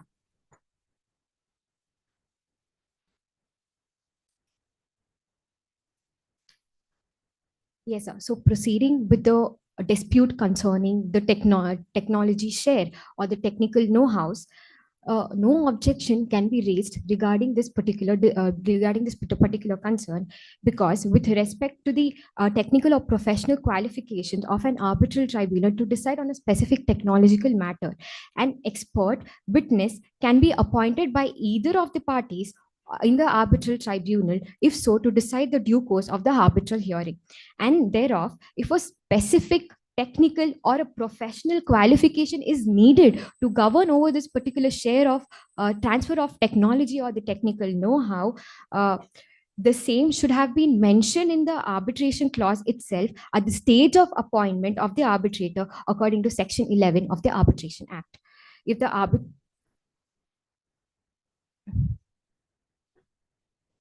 madam, if you could just.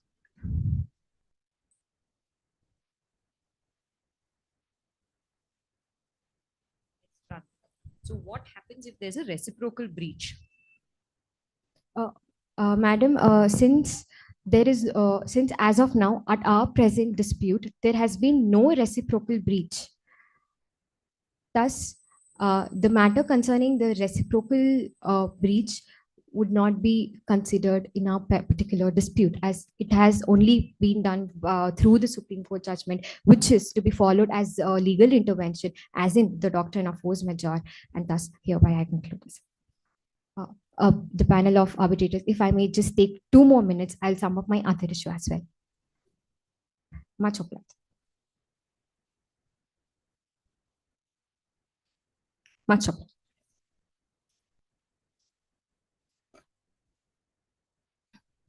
The last issue is regarding whether Steel Power has a right to invoke the provision section 7 of IBC 2016.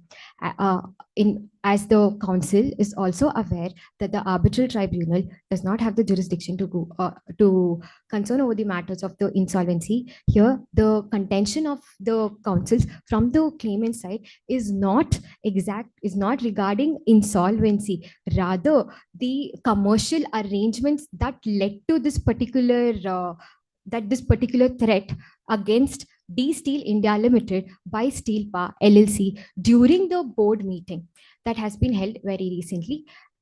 Madam Arbitrator, if you could refer to page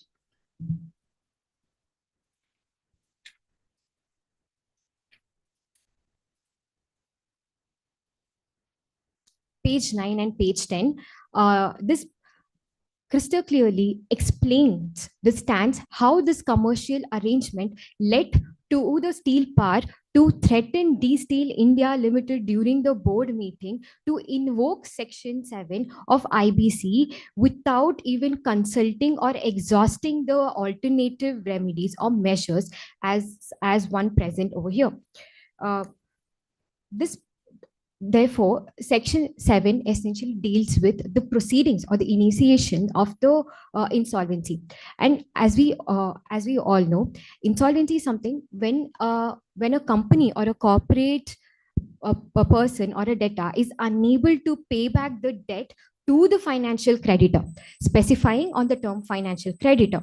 And the default, if there is a default, if there's a default committed by the debtor, these two elements are essentials when we are talking about section 7. Now here in our case, where there are 3 companies that are involved, namely D Steel India Limited, Blascor International LLC and Steel Power LLC, which of these will be classified as financial creditors and which of them will be debtor? Essentially, since Steel Power is a joint venture of both D Steel and Blascor International LLC, and Blascor is demanding for an insolvency or threatening for an insolvency against Steel Power because there was a financial distress as they couldn't receive the supply of coal to proceed with the plant or to proceed with the power distribution segment for a set particular year, one particular year, that is due to the Supreme Court's ban on coal mine and etc., which is legal intervention in a part of a contractual obligation which we were unable to perform at this particular instance. So at this point, the financial creditor, there is no financial creditor at our present dispute panel of arbitrators. Essentially, when the very first term financial creditor is not well established, when there is no payment or when there is no debt that is to be owed, thus there is no question of inability for the payment as well. When both are the parent companies and a joint venture is a joint venture of these parent companies, how can Steel Power be a financial creditor that has lent money to their parent companies and the parent company is demanding for an insolvency of Steel Power?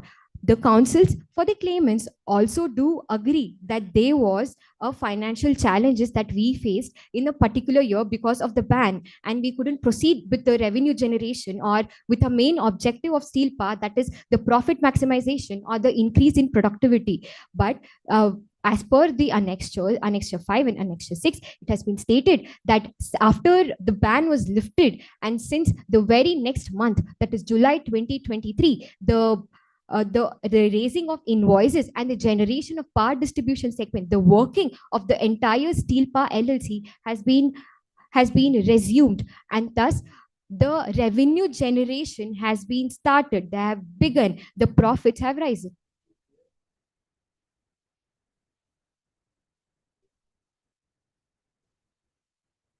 Your Lordship, the very first stance of this is how D Steel India Limited and Blascor International Limited came into a negotiation and then thought about joint venture to both of their profits, to both of their well-being, and for their professional relationship, as D Steel is a very big and a huge market for steel car plants and manufacturers, and also of the coal and iron ores, which has a history of 40 years, and Blascor International LLC.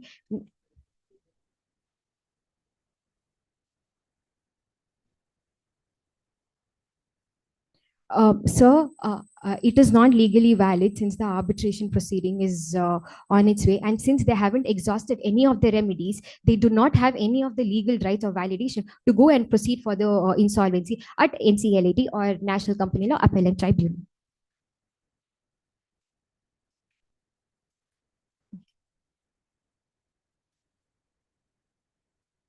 Lastly, I would just want to conclude the previously, as I stated, Steel Power LLC did not exhaust any of the alternate mechanisms and directly has threatened to invoke Section 7 of IBC 2016 at a board meeting that led to the present dispute that is at our hand. Thank you so much. If the panel of arbitrator permits, may I proceed to the prayer? I can sum up the prayer in 20 seconds, sir.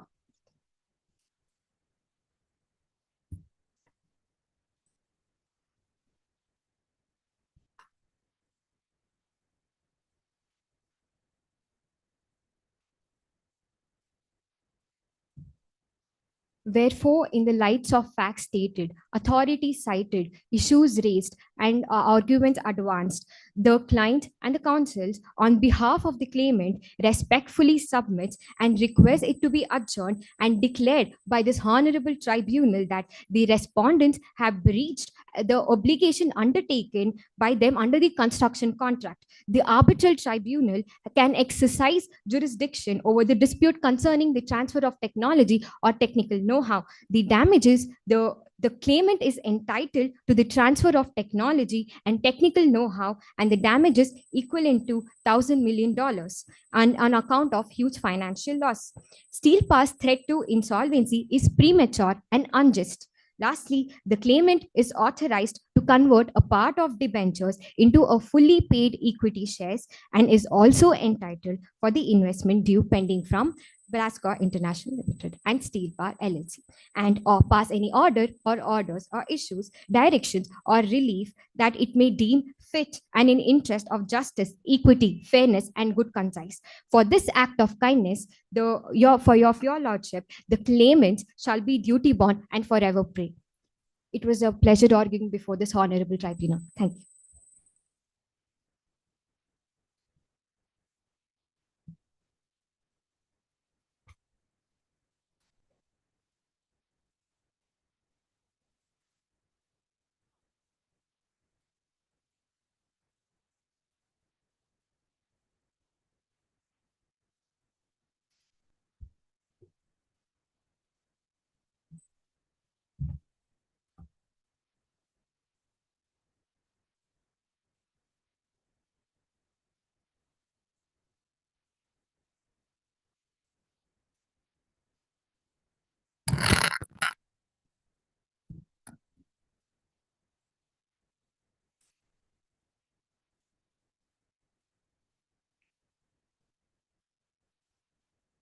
Check. Am I audible?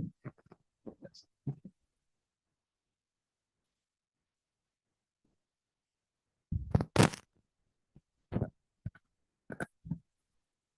A very good afternoon to this tribunal. It's truly a pleasure to argue before you. I'm Johan. I'll be representing the interests of the respondents, Blascor and D Steel, in this present matter. I'm joined by Ms. Yashotma, who's my Is it audible? I'll be representing the interests of Blasco and Steel Power in the present matter. I'm joined by my co-counsel, Ms. Yashotma.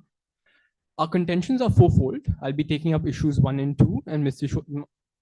Yashotma will be taking up issues 3 and 4. Primarily, I'll prove to you that there are a breach of relevant contracts on the end of these steel, and there is no breach of relevant contracts on the side of Blasco and Steel Power LLC. And secondly, I'll prove to you that Steel Power LLC has a right to invoke Section 7 of the IBC proceedings. Firstly, yes.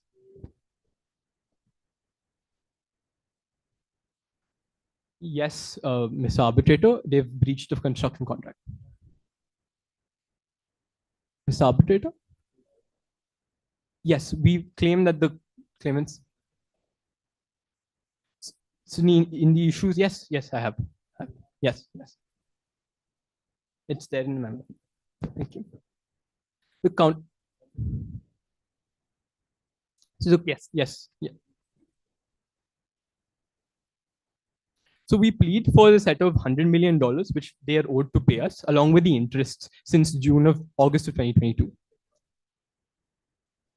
And the $1 million, if they... I'm sorry, Mr. Arbitrator, I can't hear you. So you have a counterclaim, right? Yes. So since you have a counterclaim, you have pleaded for set off. You have a pleading for set off. Set off? I'm not sure I understand. Set off, you are not clear about that. No. Okay. Sure. So you have a case for counterclaim. Yes. You have pleaded for an amount. We claim that the claimants have breached the construction contracts. Okay. And therefore have not paid $100 million plus the interest that is owed since August of 2022. Plus, they would want for that means you have only a defense. Yes. Okay. May I proceed, Mr. Arbitrator? Thank you. Certainly, Madam Arbitrator. If you kindly turn to Annexure 3, the construction contract, page number 20. So page number, under clause 2, it stipulates that the total contract price for the project is $500 million that was payable in Indian rupees to Blasco. If you also, in the same very clause, talks about $100 million that is owed on the commercial operation of the project. We started the construction of the project in 1st of February 2022 and completed the project by June of 2022. Immediately after which, we sent a team of 40 engineers, which is present in our reply to D-Steel, sent a team of 40 engineers along with the relevant equipment, machinery, and all the know-how that they needed to be able to conduct a test run. However, for a period of over 3 months, D-Steel did not supply us with the requisite amount of coal to be able to conduct that particular test run.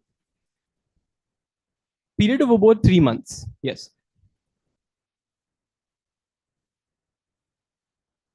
June of 2022, as soon as we completed the construction of the plant. During that period, we had to pay for extended amount of visas, accommodation, as well as refurbishment of all the machinery, equipment that was necessary to conduct that test run. In October, after about 3 months of 2022, we were forced to revoke our employees and engineers from the power plant because we're a multinational operation with limited number of employees, and we had to use them elsewhere. Madam Arbitrator and arbitrators, it's argued that the contract is essentially a two-way street. And these words, 100 million on commercial operation of the project, can only be interpreted to the interpretation of which can only be limited to the extent that Blasco and Steel Power LLC have done everything on their end to make it or aid the process from happening. D-Steel, which we claim to have done already, because as soon as we revoked our engineers from the power plant, we transferred the technical papers and know-how onto D-Steel. And we also stayed there for over 3 months where we paid for extended visas. And therefore, the onus of actually conducting the commercial operation of the project fell solely on D-Steel. And it can't be expected out of us to then go beyond and above to be able to make it possible. Certainly, Madam Arbitrator and arbitrators. So if you look at the judgment, the Supreme Court judgment that came down in June of 2022, it only imposed a ban on the mining of coal. Note that D-Steel is primarily a manufacturer of steel, which is present in the factual matrix. One of their raw materials is coal and iron ore. It is argued that this ban was only on private mining and not on import or export of coal. As an industry, a basic industry principle, import of coal is already conducted because of a low calorific value of coal that's present in India. And therefore, coal is naturally already imported, meaning that the import of coal is unlikely to have caused immense financial strain. Also, in terms of common sense, if D-Steel is to claim $1,000 million in damages for its inability to be able to perform it in the correct amount of time, wouldn't it make more sense for them to just have imported or exported that amount of coal? It's only 300 megatons. We find it hard to believe that a multi-billion-dollar enterprise could not have procured 300 megatons of coal to be able to aid and make that possible. They seek relief under the force majeure clause. There are two essential conditions to force majeure. One, that the force majeure event has directly led to the inability of them to being able to perform the contract. And two, that there's a duty that's imposed on them to be able to mitigate or seek for an alternative means. It's argued that they did have an alternative means, just to import only 300 megatons of coal, being a multi-billion-dollar enterprise and all. Secondly, even if they claim financial distress at that point of time, if their true damages are $1,000 million in net worth, wouldn't it be more cost effective just to import 300 megatons of coal? The case laws that I cite for force majeure are Ananda Chandra Behra versus State Electricity Board, as well as a few UK relevant judgments. If the arbitral tribunal is principle of force majeure? Principle of judgment, yes. So in Ananda Chandra Behra was State Electricity Board, it was led that the force majeure event has to have direct impact on the non-performance of the contract, plus it's a duty to mitigate or explore alternative means from the side of D-Steel. It's argued that they did not take these reasonable means or duties to do so. If the tribunal is pleased, I'd like to proceed. It's also argued, if you can turn to Annexure 4, which is a debenture bond agreement. It's argued on the side of D-Steel that we violated the debenture bond agreement. If you'd kindly turn to page number 26 in payment schedule.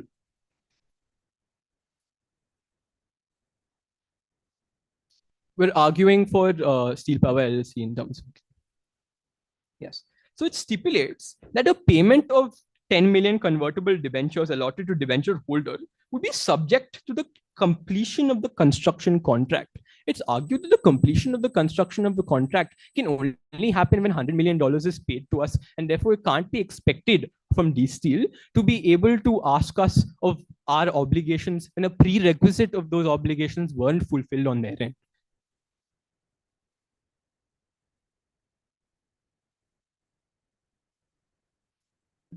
Madam Arbitrator has only argued that since the contract in itself has stated expressly that the payment of 10 million convertible shares is only subject to the completion of the contract, it's merely our argument that the completion of the contract has not taken place. And therefore, we are not bound or due or payable of those 10 million convertible debentures. May I proceed? Similarly, on the same veins, it's also argued that we did not breach the letter of intent because we have transferred technology, we have transferred technical papers, we've taken all reasonable endeavors on our end to be able to fulfill our obligations when, yes, Mr. Arbitrator. Letter of intent, is it an arbitrable matter?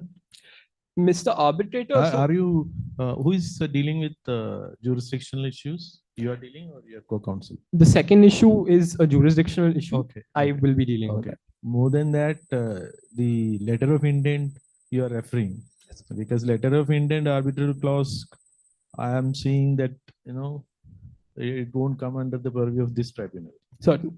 So the letter of intent primarily speaks to the principles in the annexures. And unless it's superseded by the annexures, there's no difference. I'm merely making a reference to the letter of intent because it's stipulated that it's legally binding in terms of transfer of technology and technical papers, which we've done from our end. If this tribunal is satisfied, I'd like to proceed with my second issue. Much obliged, tribunal. My second issue, I argue that Steel Power LLC has a right to invoke the provision of Section 7 of the IBC on two grounds. One, that the NCLT has sole jurisdiction to determine default by D-Steel, and two, that the claim is not arbitrable.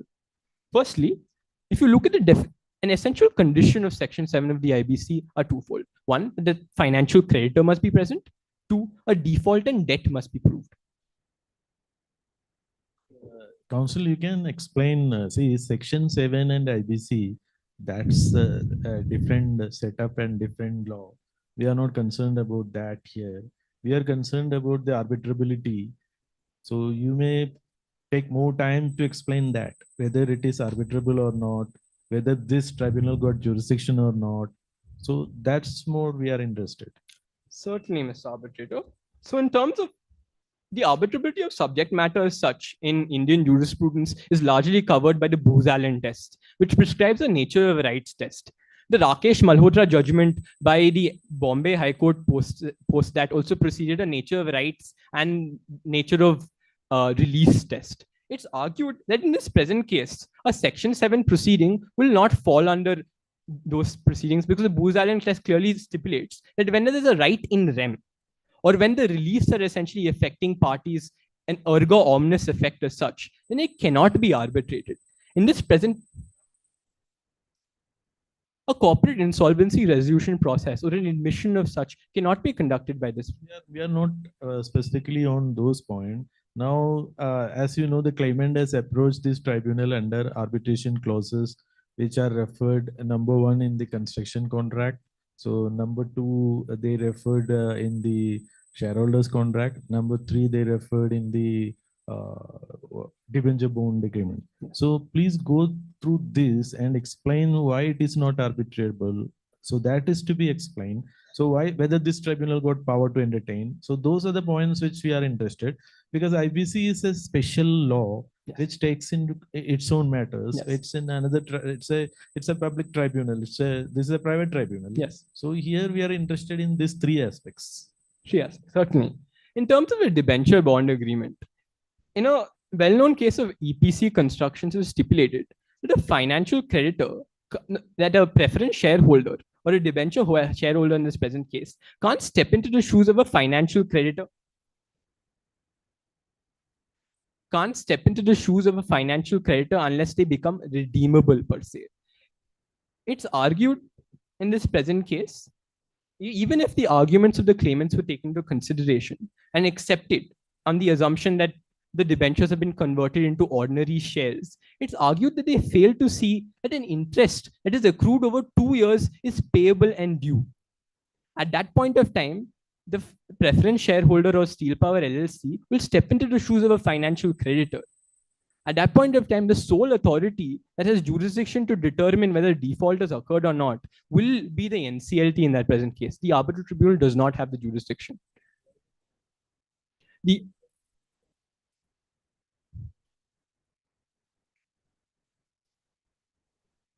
In terms of the constructions agreement, it's our contention that the $100 million payable and due along with interest also accounts for debt. And such determination of default or debt can only be done by the NCLT and cannot be done by this arbitral tribunal. As established in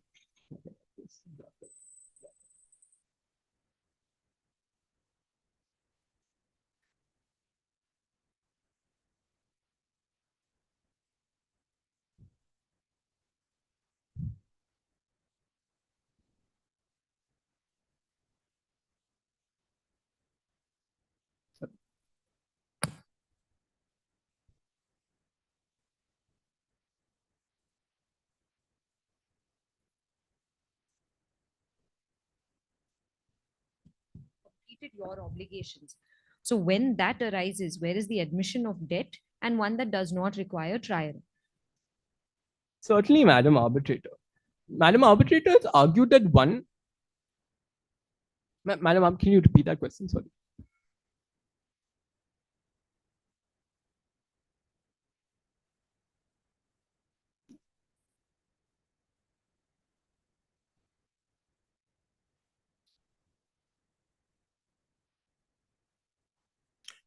Madam,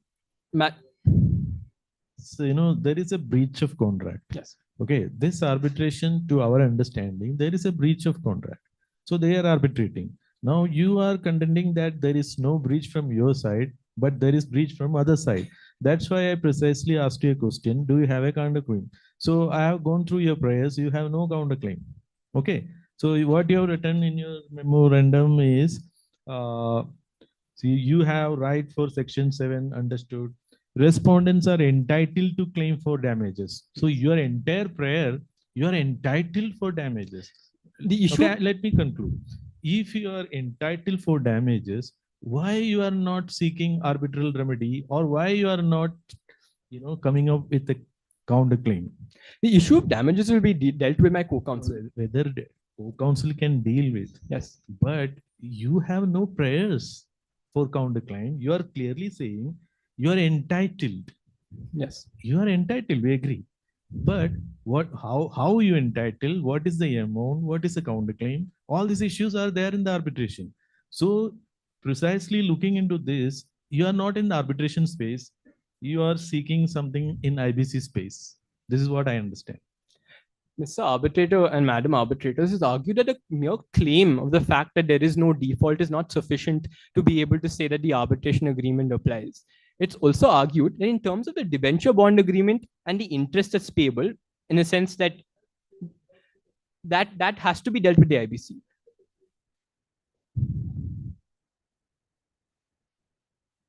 Yes.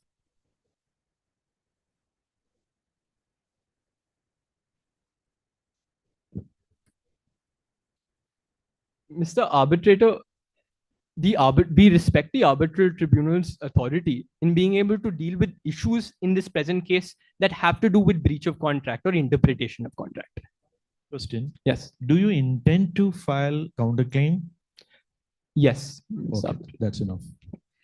In Jharkhand Bijli Vitran Nigam Limited versus IVRCL was stipulated that the arbitral tribunal can adjudicate on matters that involve interpretations of contract, while issues that involve CIRP or winding up of a company or all of that has to be dealt by the IBC. It's also argued that the IBC is a special legislation. Certainly, Madam Arbitrator. Madam Arbitrator, we proved to you two things, or in a sense, two arguments as whole. We proved to you that the construction agreement, in fact, was violated by D-Steel because they had the duty to be able to take reasonable measures for the same to be able to make it possible when we fulfilled our ends of the bargain. We also proved to you that the debenture bond agreement has not been violated on our end. Secondly, we proved to you that Steel Power LLC has the right to invoke Section 7 of the IBC with respect to the debenture bond agreement, the interest due payable. In terms of the construction agreement and damages seeking, my co-counsel Yashotma will take that up. We do reserve a right to seek for damages. Much obliged, arbitral tribunal.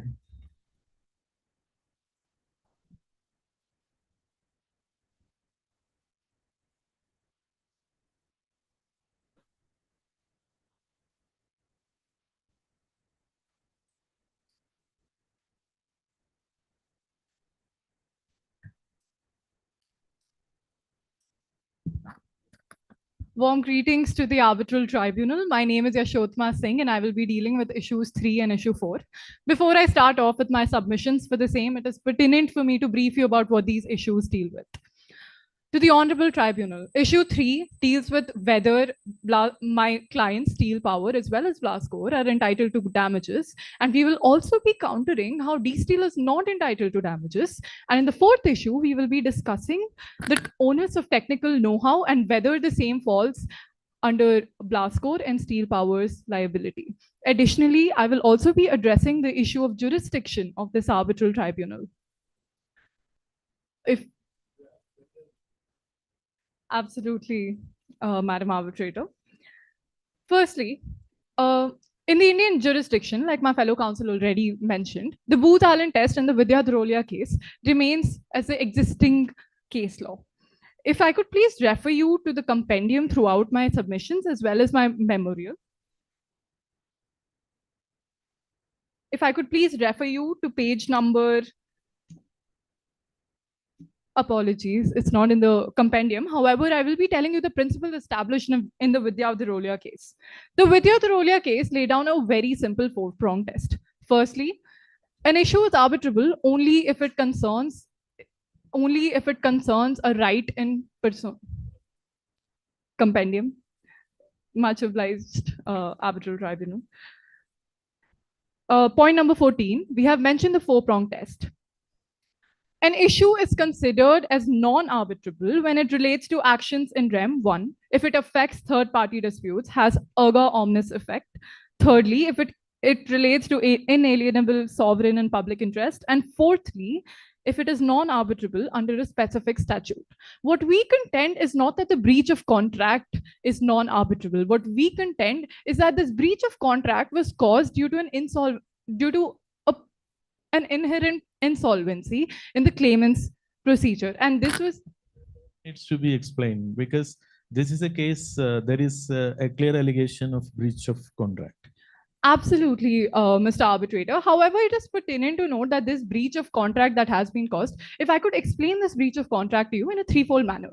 Firstly, there were clear liabilities set on all the three parties. What D-Steel had to do was procure the coal. While D-Steel... One additional question. So breach of contract, your co-counsel already told you intend to file counterclaim. So there is claim, there is counterclaim. Mr. Arbitrator. Now, again, I fear that Vidya Droli case may act against you. That's what my personal feel.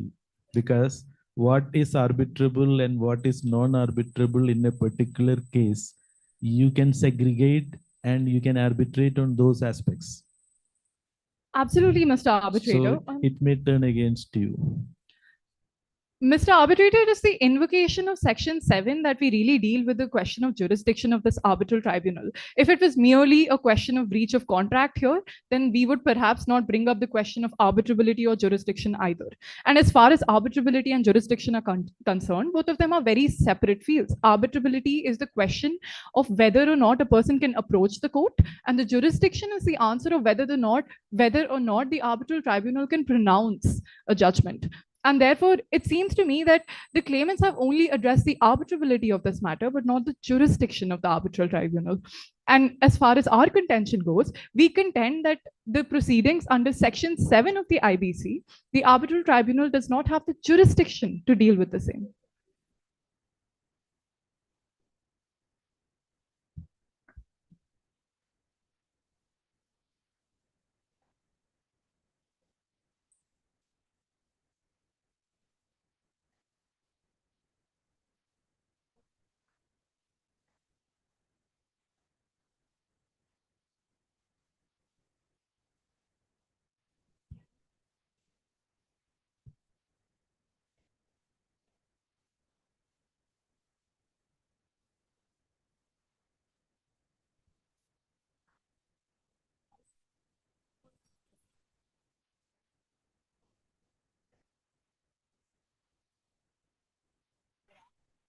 Why Section 7?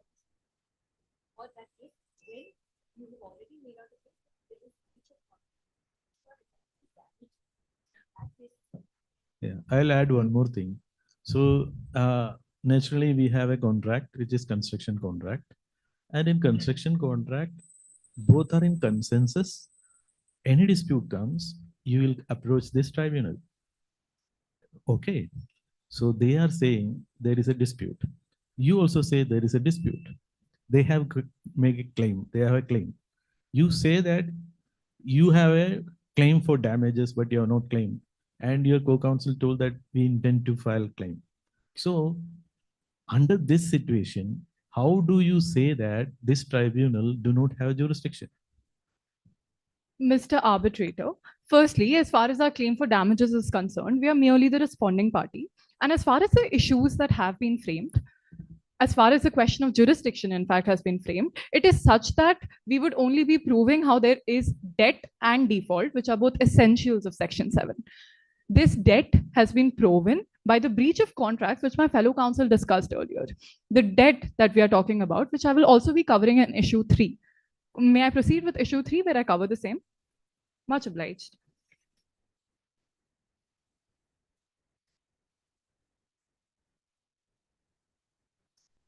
Issue 3 deals with the question of damages. And for the sake of argument, my argument shall be threefold. Firstly, we will be proving to you how there has been a breach of contract. Secondly, how the non-payment by D Steel portrays a situation of financial distress, which brings us to the question of issue 2, which I will not be addressing. And lastly, we will be talking about how the force majeure clause cannot be invoked by D Steel. And ultimately, damages shall be provided to the respondents in this case. Firstly, as far as the breach of contract is concerned, if I may please guide the arbitral tribunal to page 8 of the compendium that has been provided. If you're with me. It states, Section 73 of the Indian Contract Act states, in simple words, where there's a breach of contract, there has to be damages. The breach of contract that has happened in this case, there was a reciprocal liability, like Madam Arbitrator mentioned earlier. While D Steel was supposed to supply coal, only then was Blascore and Steel Power, only then would Blascore and Steel Power be allowed to finish the test run in the first place. And therefore, all of these responsibilities are not mutually exclusive. In fact, all of them are very dependent. And therefore, the ultimate liability cannot fall on my client, because the liability began only when D Steel concurred a breach. This breach was in the form of the non-supplying of coal. Just one final clarity. As per your, prayers, it's told, prayer number 3, respondents are entitled to the claim for damages. Okay. So you are on that space where in which this tribunal got jurisdiction, if you say that. Number 2, point number 5. The tribunal does not have the jurisdiction to deal with the dispute concerning the transfer of technical know-how with this steel. So going through the prayers, what I understand is you have almost agreed to this tribunal's jurisdiction, number 1. Number 2, you have a disagreement as to the tribunal's jurisdiction as to the technical know-how transfer issues. Is that correct? Mr. Arbitrator, firstly, as far as the question of the claim of damages is concerned, and about our conceding to the same, and the transfer of technical know-how is concerned, for the sake of argument, and even in arguendo, if this arbitral tribunal did have the jurisdiction, even then the claim for damages would be provided. And to answer the question that was posed to my fellow counsel regarding why there is no mention of damages, if I could please refer you to page number 8 of the compendium itself, it states that when there is a breach, the aggrieved party may claim unliquidated damages. In order to establish what unliquidated damages are, they're not ascertained in the contract, and they haven't been even here. It is for this arbitral tribunal to ascertain these damages. If I could rely on some case laws for the same, Ghaziabad Development Authority versus Union of India, Johnson versus Agnew. In these case laws, it was clearly held that unliquidated damages are those which are decided by the tribunal, such that to put the party in a position which it would have been in had the contract been fulfilled, had there been no breach of contract. Therefore, we contend that it is up to this arbitral tribunal to decide the amount of damages.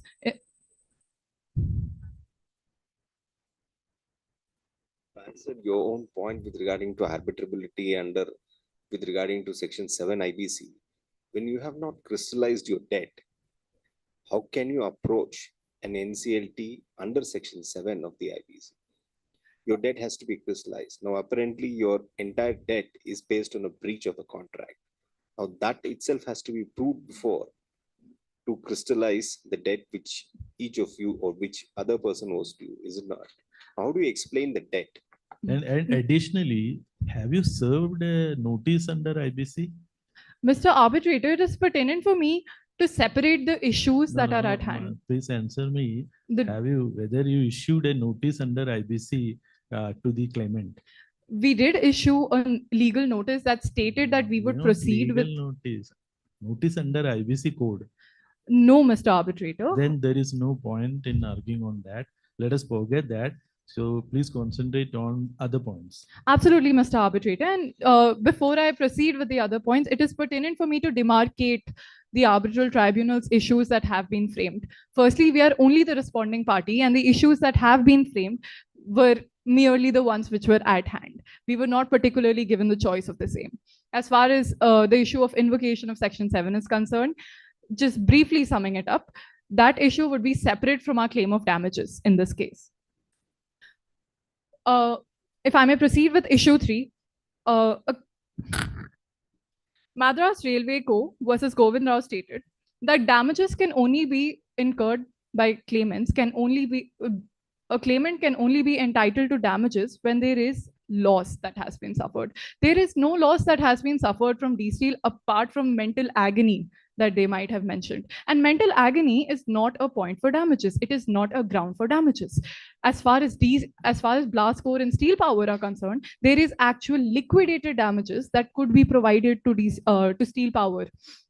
As far as the, if I could please refer you to the compendium here, we have clearly mentioned as per the annexures that upon $100 million was due to steel power and blast core upon the commercial operation of the project. Firstly, commercial operation has not been defined by either of the parties. However, commercial operation in common parlance would mean the completion of a project, would mean the completion of a unit that has been created per se. And as far as the question of $100 million is concerned from blast core and steel power's end, it is completely valid because our client has provided the entire power plant. What is required from the claimant's end is the $100 million. And this is the amount that is due and can be quantified.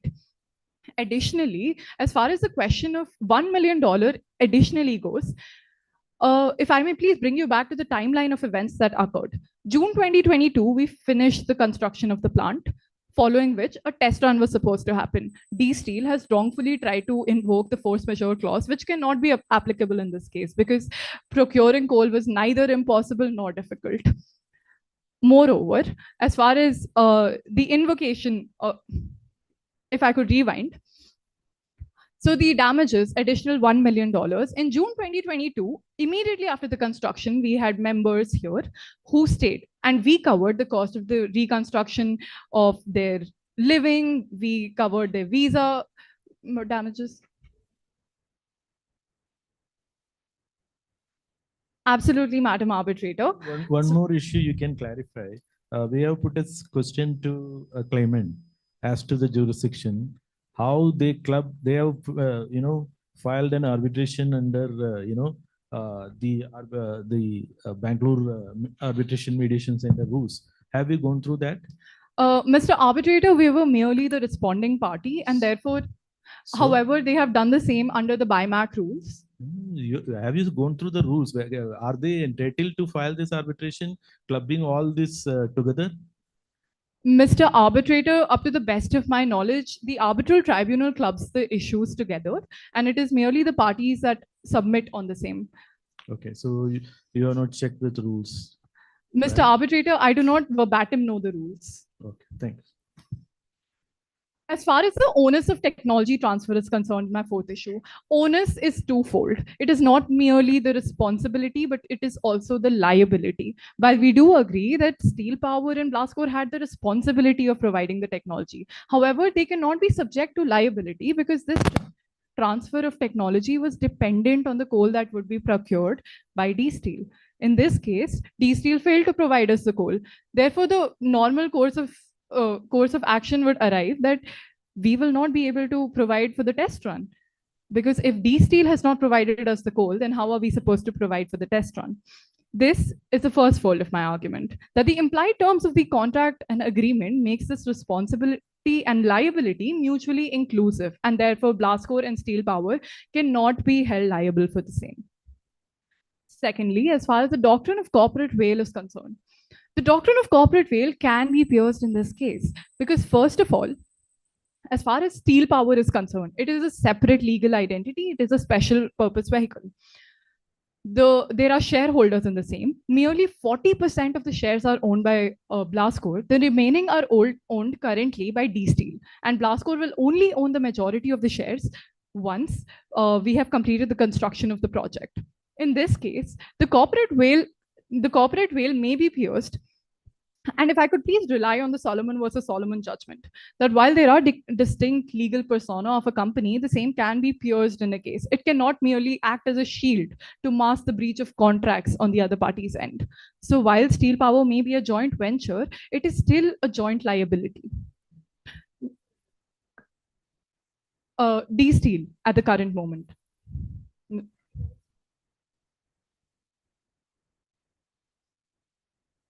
It appears so, Madam Arbitrator. If the tribunal does not have any further questions, may I please proceed with the prayer? The respondents respectfully request the Honorable Tribunal, on the basis of prior and foregoing written submissions, to find and hold that 1. The respondents have not breached the construction contract, shareholders agreement, debenture bond agreement, or the letter of intent. 2. Steel Power LLC has the right to invoke Section 7 of the IBC. 3. The respondents are entitled for claim for damages. 4. The owners of sharing technology transfer does not fall under the purview of Blascore International LLC or Steel Power LLC. Lastly, the tribunal does not have the jurisdiction to deal with the dispute concerning Section 7 of the IBC or any other order that this tribunal may deem fit for the sake of justice, equity, and good conscience. I rest my case. Thank you so much.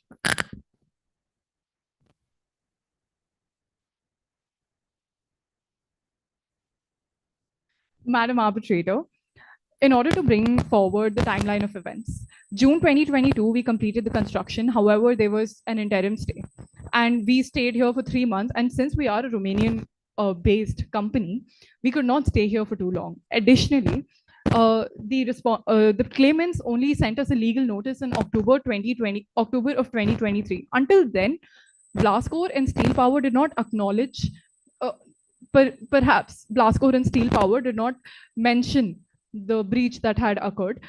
Maybe the same was for the subsequent specific performance of the contract that Blascore was expecting on D-Steel's end. However, we are not sure of the same because that is the claimant's concern. Additionally, we sent a legal notice immediately in October of 2023 for the breach of contract. Absolutely, Madam, Mr. Arbitrator. Timeline is given. October 23, there was a deadline for the test run, is it not? Mr. Arbitrator, could you please guide me to the page you're referring The to? claimant during their arguments have submitted, correct me if I'm wrong, that October 23 was the deadline to complete the test run.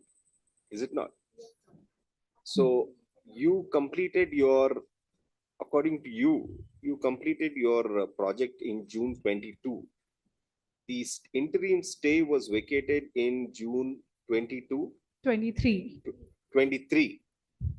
Thereafter, why was no effort done by you or called, did you call upon them during that period? Mr. Arbitrator, as soon as the interim stay was removed, D-Steel approached us stating that they would be providing for the test run. However, at this point, we asked them for an additional $1 million to facilitate the transport of all of our employees. Additionally, we also asked for the $100 million, which was due by them upon the construction of the project. The same was denied by the parties. Additionally, as far as mediation is concerned, the parties have thoroughly utilized their recourse of mediation, and therefore arbitration was only their last resort. Thank you so much.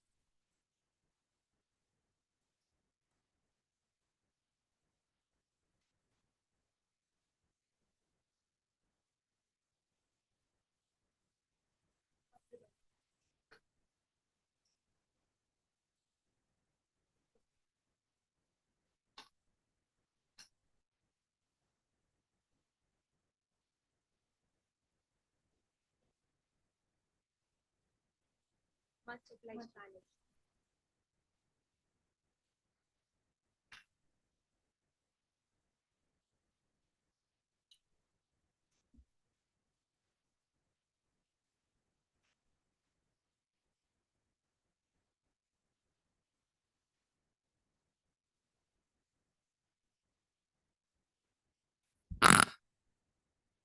What was the stay granted by the Supreme Court? that coal mining activities may be resumed. Was it including private mining or even public mining also? There was Government never companies? a ban on public mining. Private mining was the ban that was imposed, and they vacated the order in June 2023, which allowed the steel to continue with their operations. The council seeks permission to begin. Firstly, the respondent, much obliged, respected arbitrators. Firstly, the respondents here mentioned that D Steel has the majority share in Steel Power. I think as per the shareholders agreement, I request you to refer to the shareholders agreement, where it's clearly stated that both the parties will have 50-50% share, which defeats their idea of D Steel having a majority share in Steel Power, number one. Number two, with regard to the debenture bond agreement, where it is stated that as per clause 2.3, they say that the payment, that is 10 million convertible debentures, shall be allotted or any prior date subject to the completion of the construction contract. When this clause is read carefully, it is clearly stated that on or before 31st January 2023, which means 31st January was the deadline, or any prior date, a date prior to 31st January 2023, subject to completion. In the sense, if the entire project was completed with the test run prior to 31st Jan 2023, then the investment could have been made. Which means even though the completion was not made, the deadline was 31st Jan 2023, where the investment has not been made. Thirdly, with regard to the interest that they claim is due from our end, I would like to point out to clause 3.2, where it's clearly stated that the parties have agreed mutually that the accrued interest for the first 3 years on the debenture bond will be payable by the company to the debenture holder only after completion of 3 years from the date of this agreement and not earlier. The date of this agreement being 1st February 2021, it will become payable only after the completion of 3 years, which is in 2024. Hence, there is no interest that is due from our end. Further, the respondents have nowhere mentioned why $100 million is still payable on our end, considering that the commercial operation has not even begun because the test run did not take place. Further, it's also stated that there has been no loss that is suffered from the claimant's side, and hence we're not entitled to any sort of unliquidated damages. But I would like to reiterate again that as I mentioned, there's an opportunity cost, the loss of revenue for the periods when the time test run could have ideally been completed, which they have not, and the workers who were idle in that time period, and hence there was a loss that was incurred. Lastly, they also state that they have provided the power plant. I'd like to reiterate that here they were merely the contractors. The owners were D Steel. So there is no question of providing the power plant. They merely had to conduct the test run, which has not been done from their end. Thank you. What difficulty did you have to procure coal if there was no public ban on coals and supply the coal to them? Much obliged. So as may I proceed? As it was already mentioned, D Steel, their entire business is contingent upon whether or not we can carry out the coal mining activities. So when there was a ban for such a long period, it essentially means all of our segments were generating zero income, which means importing would not have been the best alternative that my client could have resorted to, number one. And number two, as has already been mentioned, Steel Power LLC's future or the sustainability of that depended upon whether or not in the long run coal mining could have continued to operate. In the sense, the generation was with D Steel. Only if they generated could Steel Power distribute the coal, and that was in the interests of the respondents as well. That is why vacating getting the stay order vacated was the primary concern that we had, so that in the long run both the parties' interests could have been protected. Thank you.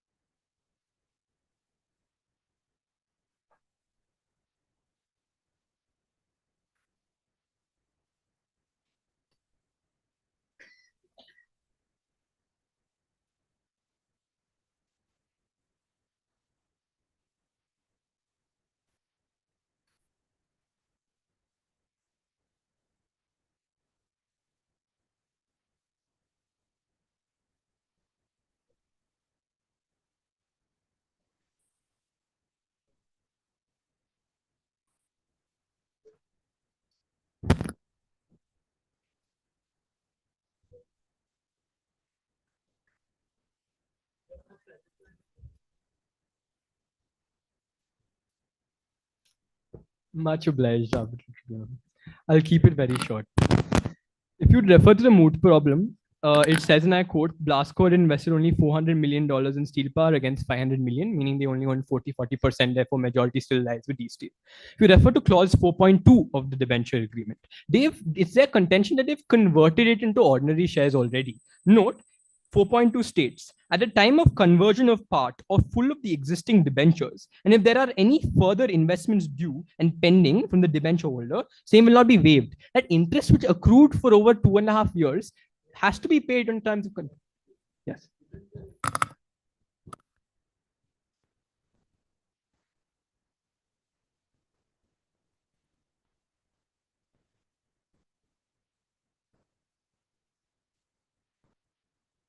Mr. Arbitrator, if you look at the wording of the second issue, whether Steel Power LLC has a right to invoke Section 7, we agree that the arbitral tribunal doesn't have the right to determine it. But that right only extends to the fact that it will bind this party to it. So to avoid a parallel proceeding in respect to the second issue is our only contention. That's the only reason why the claimants have framed this issue.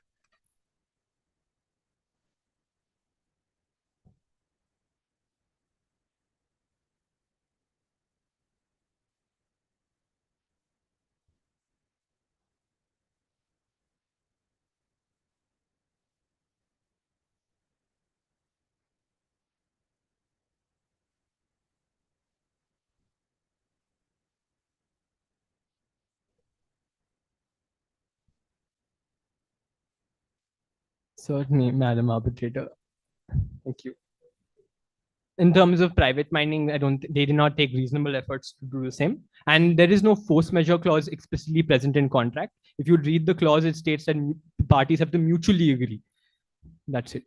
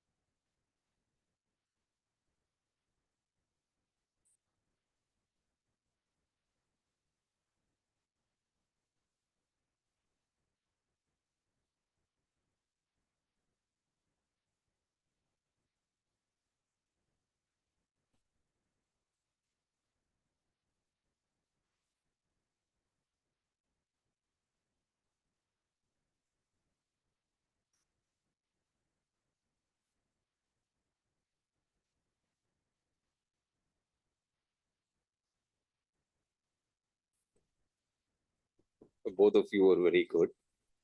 We like both of your performances. Knowledge of facts is something what we call as collation of facts is very important in any case when you are addressing it, which I found you need to improve on. That is one. And when you have your facts on place and you stitch it with the law, I think you should bring it out. Your case will automatically fall in place. There was some attempt made and they could have withstood it. The issues were not properly understood. That is, I think, which I would like you guys to work on. So you may have to read your facts twice, thrice, and then read over the issues again to understand exactly where you fall in and what is your case all about. That according to me, I think you guys should improve on. Otherwise, insofar as your advocacy skills are concerned, I think all of you were excellent. Special mention to you. And so you'll all become great advocates. Common sense and logic should be in place. I think you'll all excel. I think that's all I will say. Thank you very much.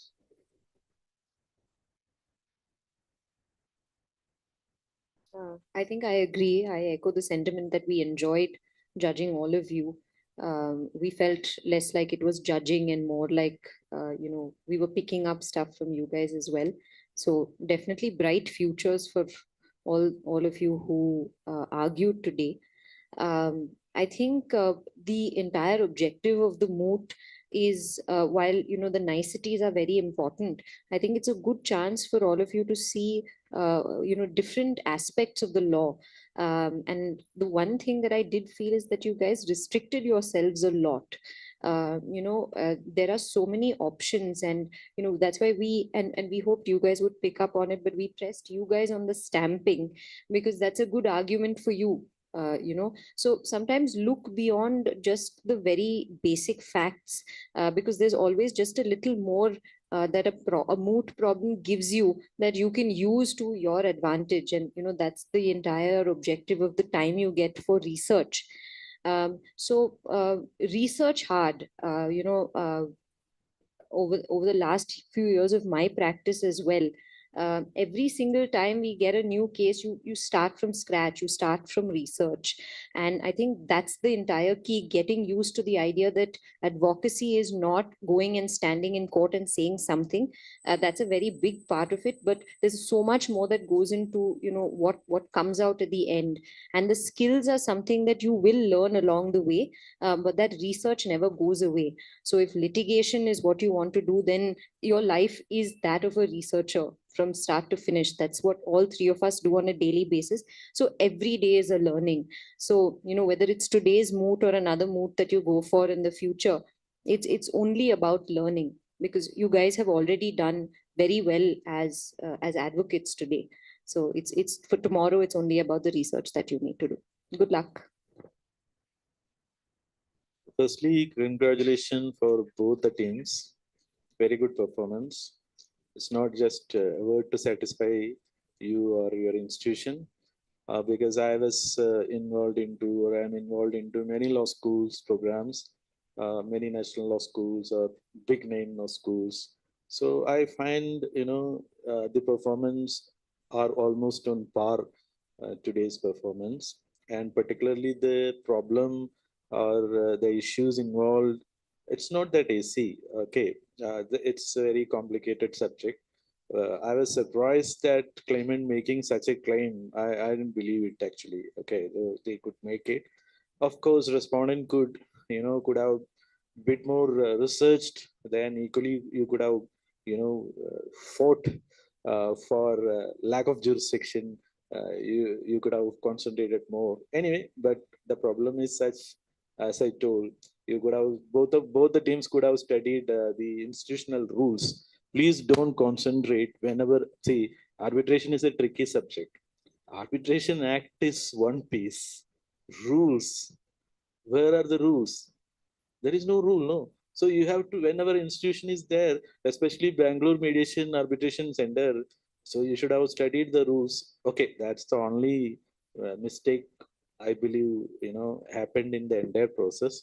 Rest all very good, exceptional, outstanding performance.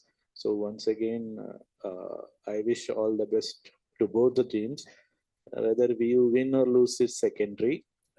So this is the only mistake which I want to point out. Rest all good. You had enough points, case law studied, positions argued, and exceptionally, you could both the teams, both the councils could present what is left with them.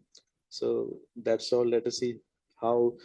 We didn't even discuss who is the winner or who is the loser.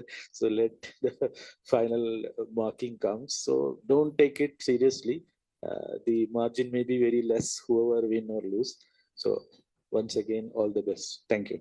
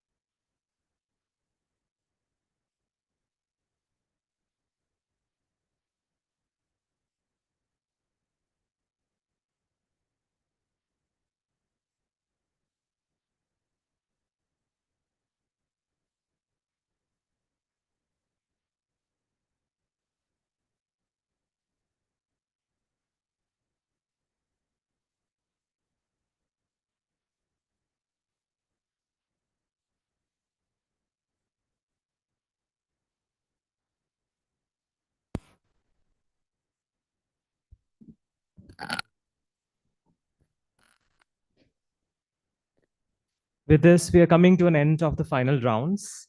The final rounds not only fostered a very healthy competition, but also highlighted the impressive talent and enthusiasm of the participants involved. We are so lucky to have an esteemed panel of judges over here. Mr. Santosh Devdas, a highly regarded advocate and partner at J. Hudson and Samuel and Partners. With an impressive career spanning more than 2 decades, he has focused on civil law, arbitration, and commercial law practices.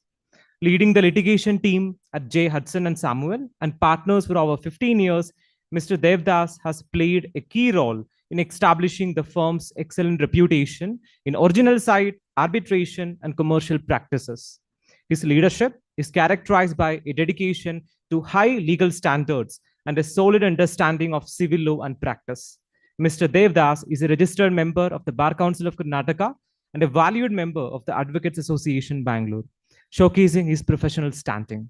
His commitment to justice, combined with his extensive experience and thoughtful approach to legal challenges, has made him a sought-after and respected figure in the legal community. Mr. Santosh Devdas is a beacon of legal expertise, bringing unparalleled skills and a stellar reputation to J. Hudson, Samuel and Partners advocates. Right now, I call upon Dr. Ashwini Patro, Principal, IFIM Law School, Professor Dr. Shagufta Anjum, Vice Principal, IFIM Law School, Professor Pooja Ugle, Faculty Chair, ADIA Center, to felicitate them.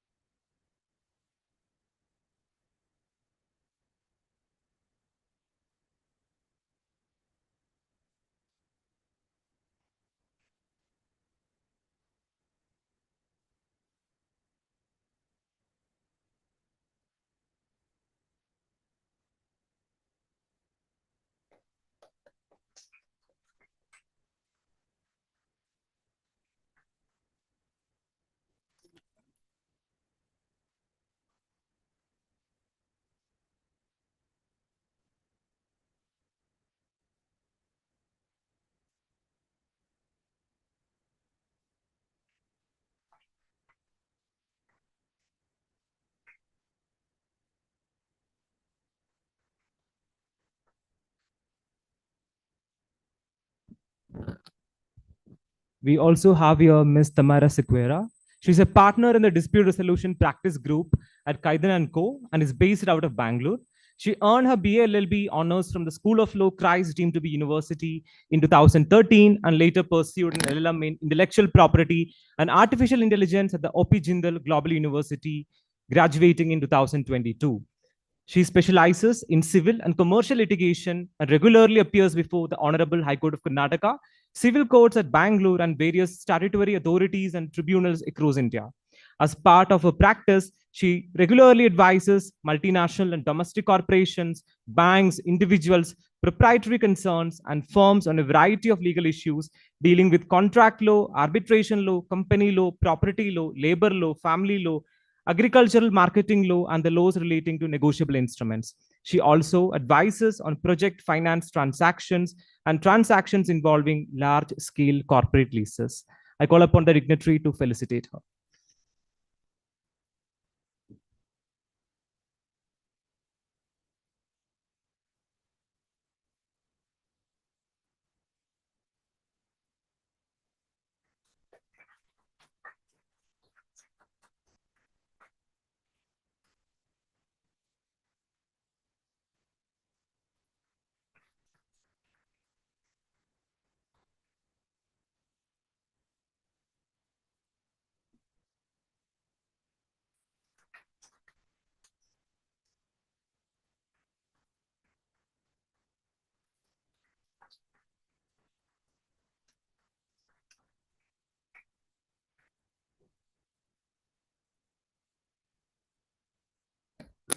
We also have here Krush Anthony. Krush Anthony is an experienced alternative dispute resolution professional and a partner at King Stubb and Kasiva Advocates and Attorneys in Kochi, India. He holds a LLB degree from MG University, Kottayam, and an MA degree from GIP, Pune, and an MBL degree from NLSIU, Bangalore. He is affiliated with the Kerala High Court Bar Association in Ernakulam, Kerala. He has diverse areas of practice, including company and commercial law, banking, finance and insurance law, family law, consumer law, criminal law, arbitration and conciliation, negotiations, mediation, and labor court cases. In his advisory capacity, he provides guidance to clients on various legal matters, such as business transactions, claim liability, lawsuits, legal rights, and obligations. He specializes in alternative dispute resolution and has experience in original and appellate side, jurisdictions, commercial laws, banking and finance, insurance law, family law, and employment law. He has represented clients such as CSP Bank, Eastern Group, MS Shakti Group, MS Ahalya, FinForex Private Limited. His extensive experience spans arbitration, conciliation, mediation, banking, finance, and insurance law. He serves as a panel arbitrator with organizations like High Court of Kerala, Gujarat International Maritime Center, Sama Live, ADRS Now, CORD, IDRC, and IIAM. Additionally, he is part of the mediation panel of Sama Live, IIAM, and BAIAC in Singapore. He is affiliated with CIARB UK, AIADR, Indian Institute of Arbitration and Mediation, and the Society of Construction Law. I call upon the dignitaries to felicitate him.